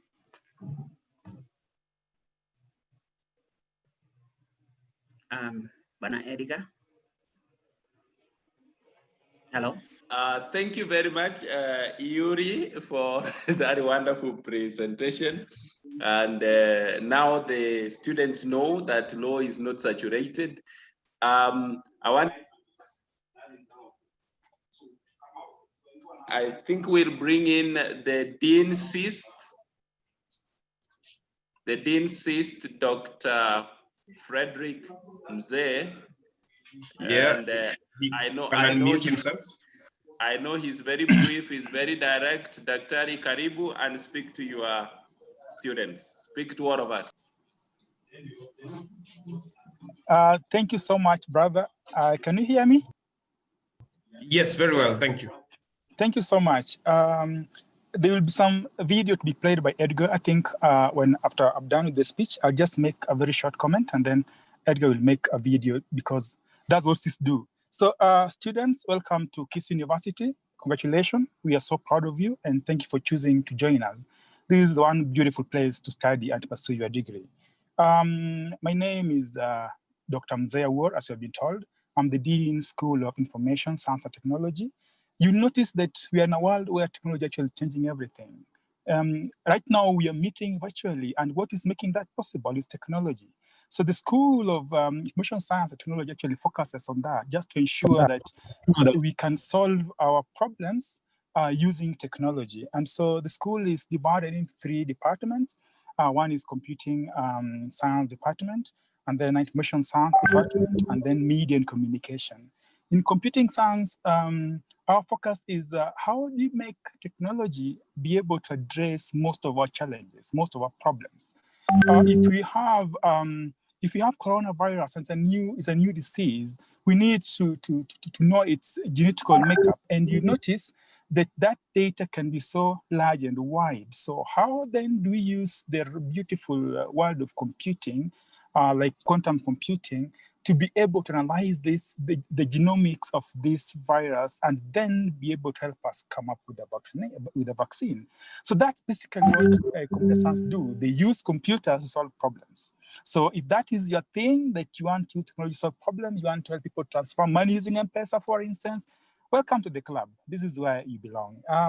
The School of Information Science basically focuses on how do we retrieve information and make use of it. Right now, if you're going to Google something, then how will you even query that Google? Okay, and this information that you're getting from the Google, then how do you keep it? How do you preserve it? And how do you use it for that intended purpose? And so that is the work of the information scientists. And the other department is media and communication. That you'll notice that right now we are moving from the typical old traditional media, that is TV and radio. We are going to the internet, you know. We are doing podcasts. People now want on-demand access. You don't want to, right now we are broadcasting this thing live. So it means that you can access this channel or this content even tomorrow. And so how do you make this in perspective? What do people want to listen to, want to view? How do you give the listeners what they want to listen to at that time that they want it, in a format that they need it in, of the media and the communication department. And so if you're joining that department, then yours is to get this content that the people so much need, and then you share with the public. So it's a beautiful, beautiful program. So that makes, these departments are headed by Dr. Maina, heading information science, Dr. Mainye, heading media and communication, and Madam Teresa Buya, heading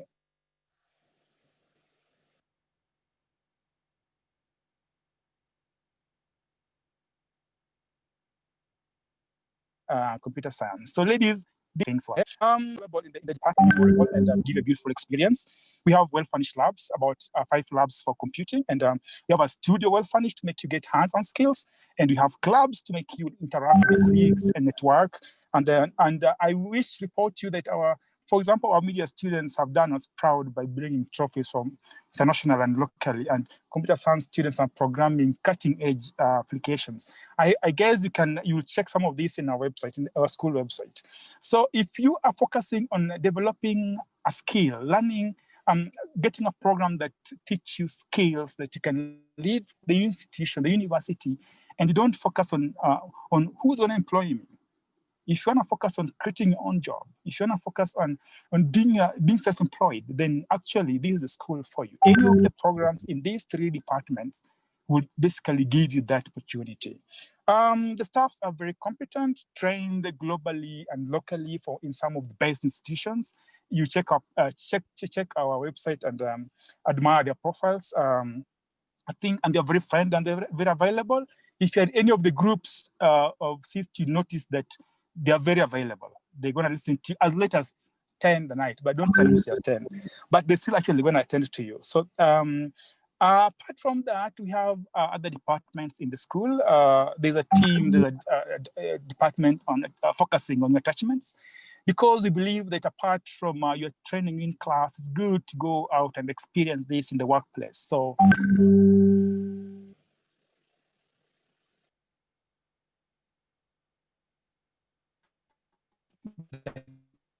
attachment department headed by we have a lab attendants, who actually just sit in the lab waiting to support you when you come for your lab orientations or for your lab works.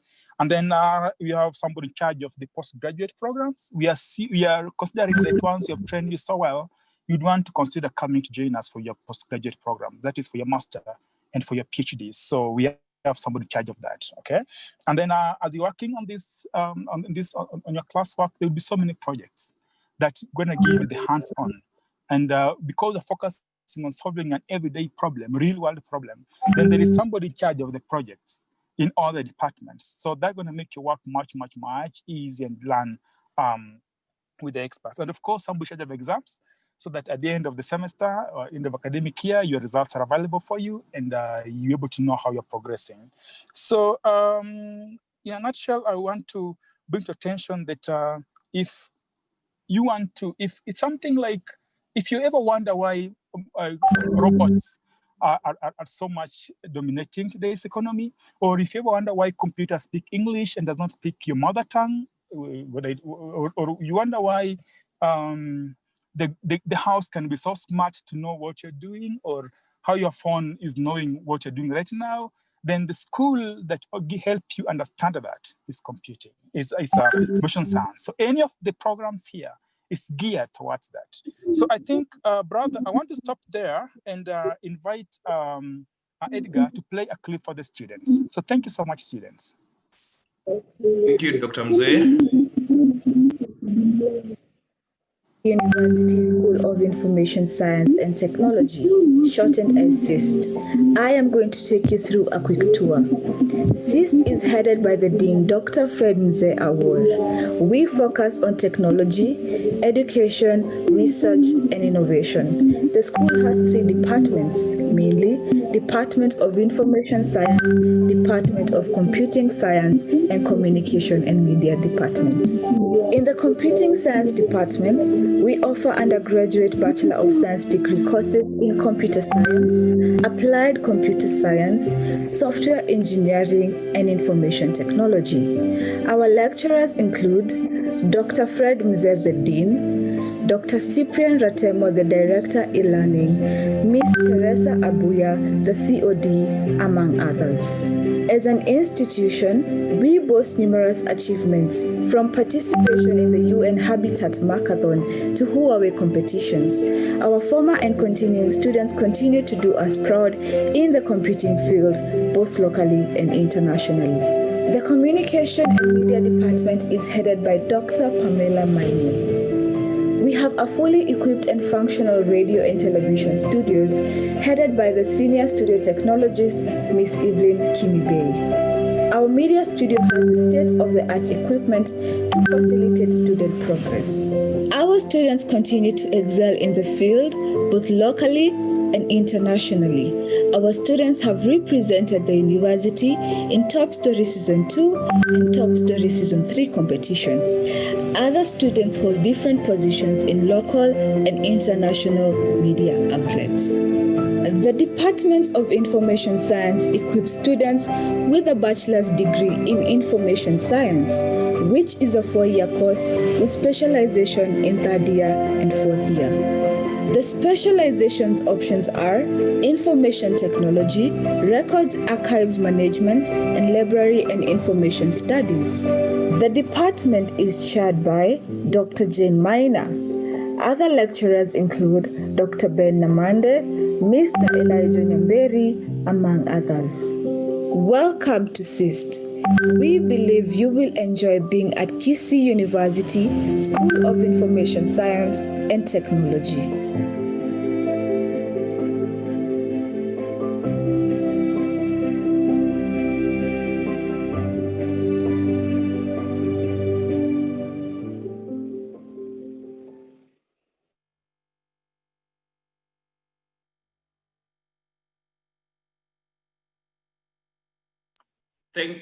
Thank you very much, the Dean CIST, and thank you, my brother Edgar, for that quick run on CIST. We are now going to invite the Dean, the Doctor of Medicine, the man who can do anything to your body to make sure you are healthy, your life still continues to live.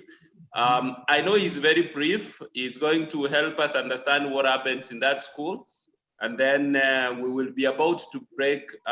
So very brief, we have very few minutes before we end this. Dr. Wycliffe Mogoa. Thank you, Brother Francis, for welcoming me. May I take this opportunity to welcome the students to Kisii University. The School of Health Sciences was started and established in the year 2010 with 2 programs. That is the Diploma in Clinical Medicine and diploma in medical lab sciences. At that time, we had 35 students, but currently we have a population of 800 students. The school is managed by a number of departments. So we have chairman of the department. We have also registrars, we have laboratory technologists and administrative staff. I want to start with the Department of Anatomy, which is managed by Dr. Raymond Oigara. Department of Physiology, the COD is Dr. Austin Buire. Department of Clinical Medicine, managed by COD, Mr. Isaac Yatuka. Department of Pharmacy, managed by Dr. Jason Monda. Department of Applied Health Sciences, COD is Dr. Eric Omori.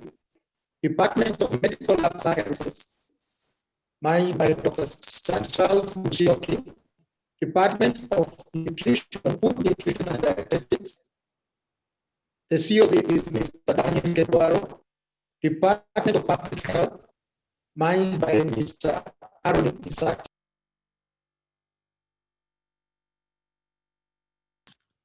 Sira Marakai. Department of Community Health and Behavioral Sciences, managed by COD Mr. Evan Sobocha. Department of Biochemistry, managed by Dr.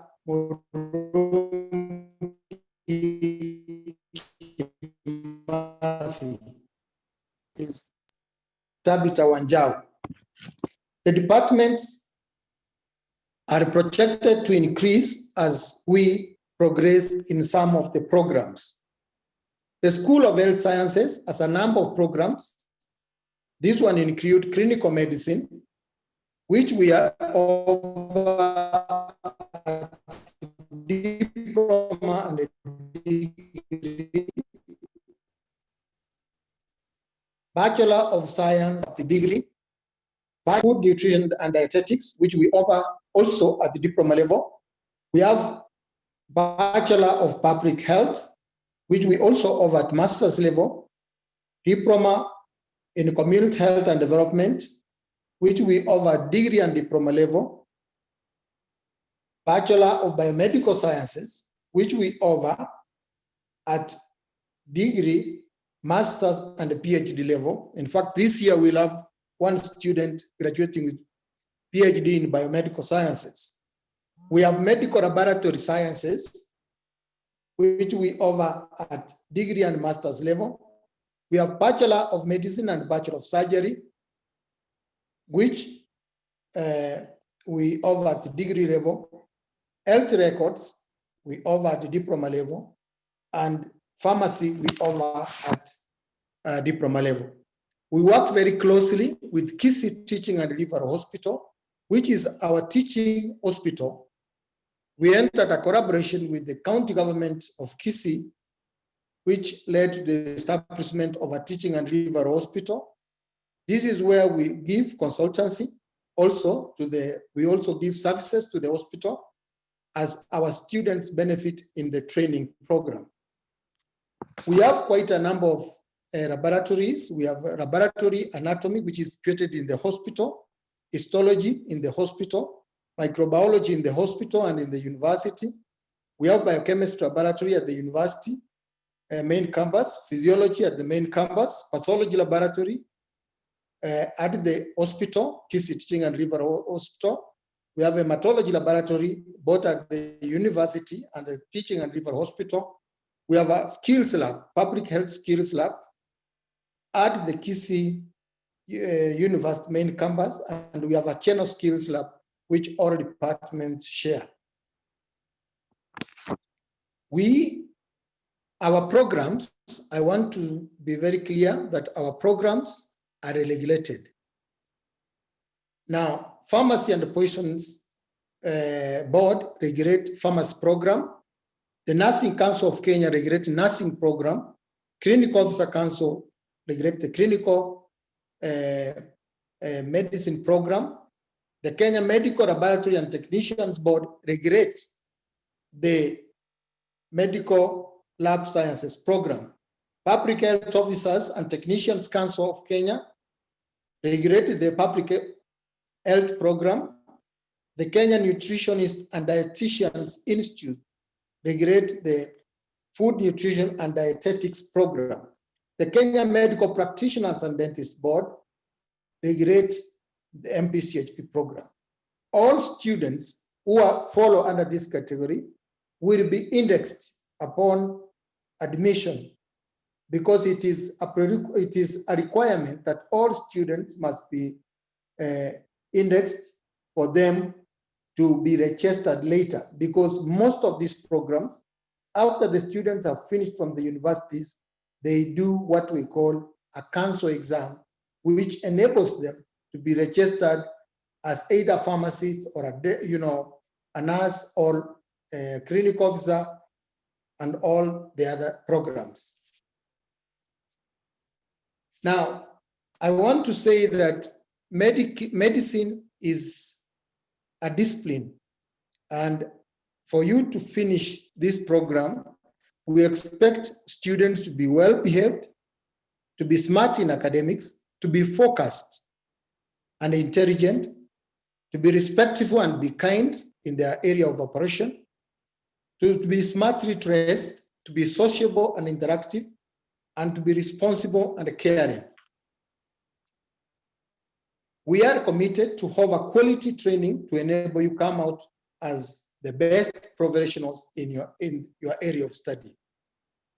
I think the rest will be addressed when you enter the program or when you discuss with the chair of the various departments on the program.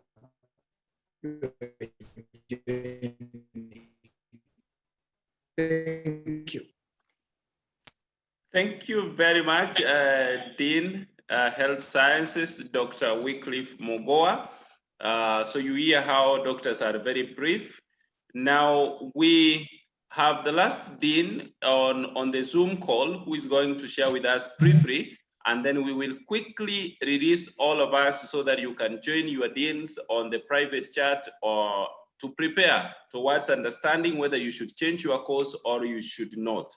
So Dean, School of Arts and Social Sciences, the network misbehaved a bit. Now I think she's back. Dr. Margaret Baraza. Thank you, brother. Can you hear me, brother? Yes, Brother Dr. Francis? I can hear you very well. I can hear you very well. Thank you. I'm sorry for the internet connectivity. This is what I want to say. I'm going to be very brief. The School of Arts and Social Sciences is one of the biggest schools in the university. This school was established in 2014. It's not so much a young school, but it is a school which is very vibrant. The School of Arts and Social Sciences has a number of departments. These departments are led by very competent chairs. And just to begin with, we have the Department of Psychology. The Department of Psychology is headed by Dr. Rosa Otieno. I would request Edgar to be sharing the slides because I'm going to be very brief. The Department of Psychology is chaired by Dr. Rosa Otieno, and the programs which are offered in this particular department, the program, we have counseling psychology, BA counseling psychology, and we also have Bachelor of Arts Psychology and Diploma Counseling Psychology. We also have the Department of Geography, which is headed by Dr. Daniel Nyantika. The Department of Geography offers competent programs. We have the BA Geography, Bachelor of Arts Geography program. We also have the Department of Languages, Linguistics and Literature, which is headed by Dr. George Anyona. This department offers programs in Bachelor of Linguistics. We have Bachelor of History, Bachelor of Kiswahili. The next department which we have is the Department of Political Science, History, and Peace Studies. The chair of this department is Dr. Pia Okeche, and this is one of the departments that has or offers the following programs. That is a Bachelor of Arts in Criminology and Security Studies. I have Bachelor of Arts in Public Administration and Political Science, then Bachelor of Arts in Leadership and Governance. We also have Bachelor of Arts, which is most students are referring to it as Bachelor of Arts General. We have Bachelor of History and Bachelor of Music. The department also offers diploma programs, that is Diploma in Criminology and Security Studies, Diploma in Public Administration and Governance, and Diploma in International Relations, Peace and Conflict Studies. The next department which we have in the School of Arts and Social Sciences is the Department of Sociology, Gender and Development Studies. This department is headed by Dr. Peter Oino Gutwa. And the following are the programs in this department. We have the Bachelor of Arts, Social Work and Sociology. We also have Gender and Development Studies, that's Bachelor of Arts, Gender and Development Studies. We have Bachelor of Arts, Economics and Sociology, Bachelor of Arts Community Development. We also have diploma programs, that's a Diploma in Gender and Development Studies and Diploma in Social Work and Community Development. We also have the Department of Philosophy and Religious Studies, which is headed by Dr. Anthony Ichloi. This is one of the departments that offers programs in Bachelor of Arts Religious Studies and Bachelor of Arts in Philosophy. The next department is the Department of Postgraduate Studies. This is a department which organizes postgraduate studies in the entire school. We also have examination office. The Department of Postgraduate Studies is headed by Dr. George Abery, and the examination office, which coordinates all examinations in the school, is headed by Dr. Mildred Lumayo. All our programs have attachment aspect or industrial attachment aspect, and the office, we also have the Office of the Coordinator Industrial Attachment, who coordinates all attachment issues, and her name is Miss Anne Chepkrui. So those are the departments that we have in the school. And so any student who has been called to pursue the programs I mentioned can easily identify with the chairs of departments. And any student who has a registration number beginning with AS means that you belong to the School of Arts and Social Sciences. I also quickly wish to mention that the School of Arts and Social Sciences in general has market-driven programs, and it seeks to produce students with knowledge in administration. So I'm mentioning on some career paths, that's knowledge in administration, knowledge in art, language, sociology, ethics, crime. So the school produces the best detectives in the country. Those students will be pursuing criminology and security studies. The best administrators, for those students will be pursuing public administration. Social work and sociology, for those students who are concerned with social work in the community. We do have psychologists. Nowadays, so many people are suffering from mental problems, and psychology is one of the areas that has become the niche, especially during this COVID season. So we also train psychologists. We train students who can get jobs or opportunities as meteorologists, as geologists. So that is in the field of geography. What I also want to make, the School of Arts Sciences, it services the School of Education. What I mean here is that those students who are pursuing Bachelor of Education Arts, if you've been called to pursue Bachelor of Education Arts, arts, you have social sciences in all the content subjects. For example, if you have been called to pursue Bachelor of Education Arts in History and Geography, it is the School of Arts and Social Sciences which will teach you the history and geography, or the Kiswahili and the English, or the sociology and economics. So what we are saying is that the School of Arts and Social Sciences services the School of Education. So all students will be pursuing B.Ed Arts will be serviced from the School of Arts and Social Sciences in content areas. Last but not least, I would want to say that the school is well equipped with qualified academic staff who are committed to teaching as well as undertaking research and consultancy services. We do have adequate professors, doctors who are cut out to handle any program in the school. The school also has a very competent and experienced administrative staffs who will be at your service at any time. Finally, I wish to say that this is a school to reckon with, and it is true when you come on campus, the school is located at Sakawa, ground floor, wing A and B. Right now we are doing everything virtual, but I hope that we will soon meet and see where your school is located. I also want to thank you and congratulate you for having been very good students to a level that you managed to excel in your examinations, KCSE examinations. Congratulations. You made a very good choice to be at Kisii University, and we are really waiting for you. We are waiting to meet with you, chat with you, assist you, guide you in your academic path. Our offices are always open. The School of Arts and Social Sciences runs an open policy. We talk to students at their convenience. We are people who listen to students, because I believe that a problem shared is half solved.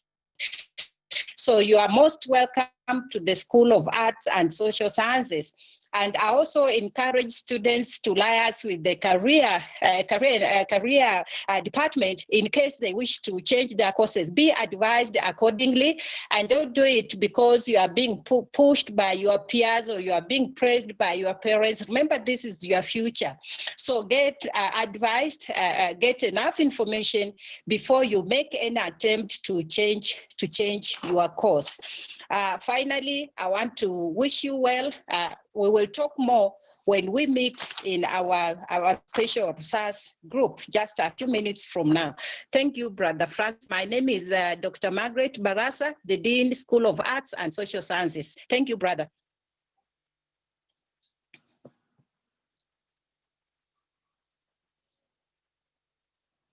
Brother Francis, back to you.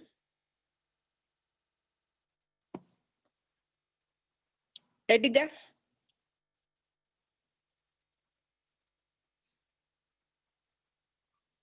Edgar, back to you.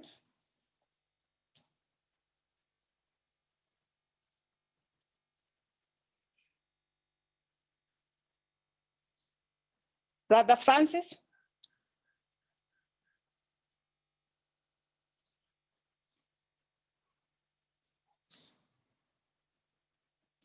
Brother Francis, back to you.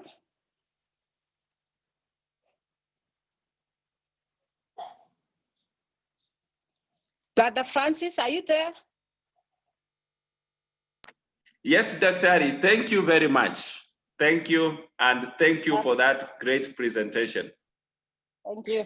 Now, these students, we had an apology from the Dean, School of Education and Human Resource Development. It was engaged somewhere, but we are going to try and make sure that before we end totally, you will be able to meet him, even if it means during the Vice Chancellor's address. We will try for everybody to meet him, but those from the School of Education, you have already met him in the WhatsApp group, and you are going to meet him in the links that have been shared. Now, at this level, I want to say that from the Central Command Center, we are going to break off. And as we break off, My brother Edgar has shared with you links both in WhatsApp and here in this profile, the chats. If you are a student with ED, your registration number is either ED11 or ED12 or ED13, you belong to the School of Education called CEDRED. So when you are entering, that is the link you will use. If you belong to Health Sciences, SHS, you will go, all of you who have registration numbers beginning with HE, HE13, HE14, HE16, HE19, you all go to SHS. If you have a registration number beginning with IN, it means you are under the School of Information Science and Technology. So you go to SIST. The link is SIST, S-I-S-T. That is the link, that is the room you are going to. If you belong to law, of course, you know, as we said, it's LA. There is no other thing, it's just LA. So if you are under LA, the link is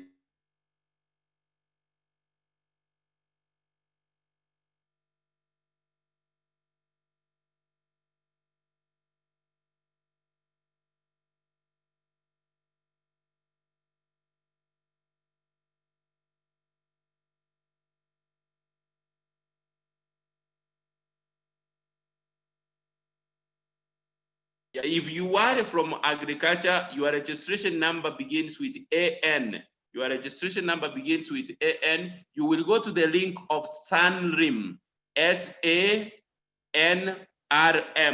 SANRIM. That is the link you are supposed to use.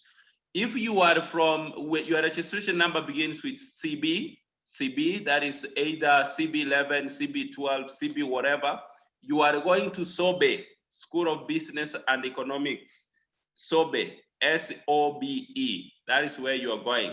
And of course, if you are from the School of Arts and Social Sciences, your registration number is AS, you are remaining under SAS, that is where we are. So I will invite my brother Edgar just to tell us the practical links, how we are going. And then after that, after Edgar is done, we will break there. But I want to also make this announcement. I have done a lot of responses in the chat zone for all the questions you have. My number, you already have it. I don't have to repeat it. But if you have any other questions, you can reach to me. Kindly, if you text. I prefer texting normal because WhatsApp inakuanga mingi. I'm not able to follow that all the time, but I can still trace and see what to do. So tomorrow we have 2 main sessions. The first session will basically be to show you how you will be using the online learning system, just that. And then the next session will be to discuss on clubs and student government. So that will be tomorrow. We hope to be online only for 1.5 hours, strictly. And then if we finish that well, Thursday we may choose to rest, and then we come on Friday for the conclusion from the Vice Chancellor.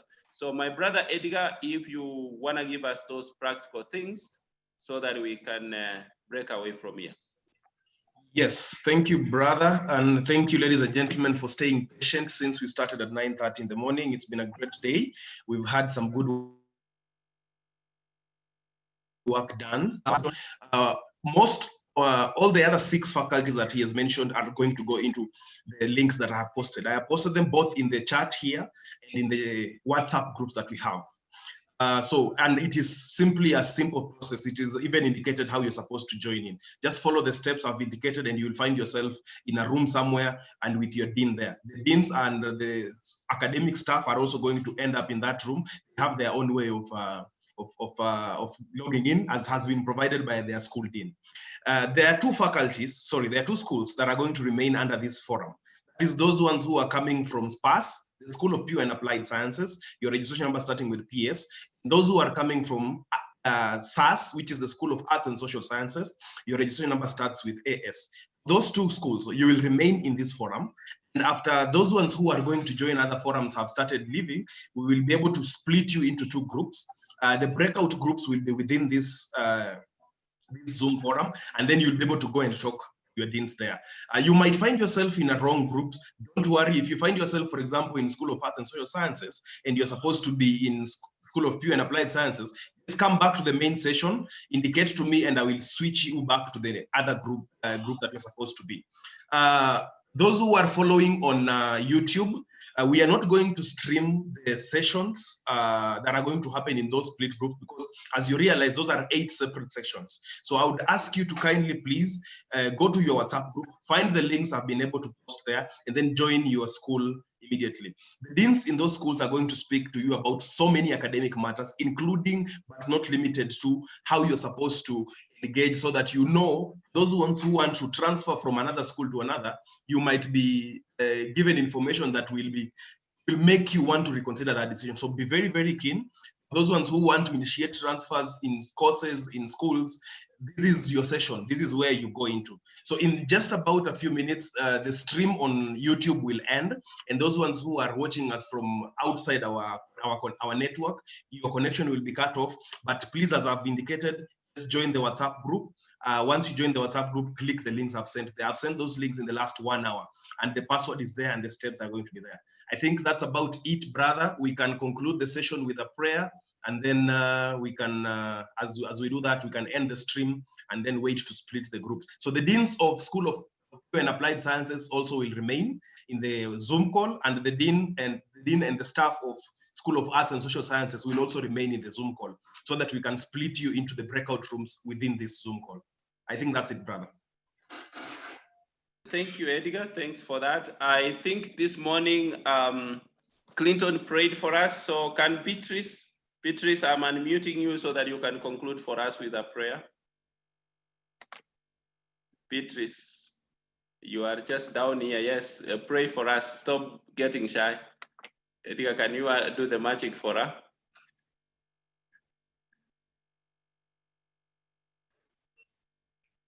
Let's pray. Our dear Heavenly Lord, we are before your throne this wonderful afternoon, saying thank you for being with us since the beginning of this meeting till the end, Lord.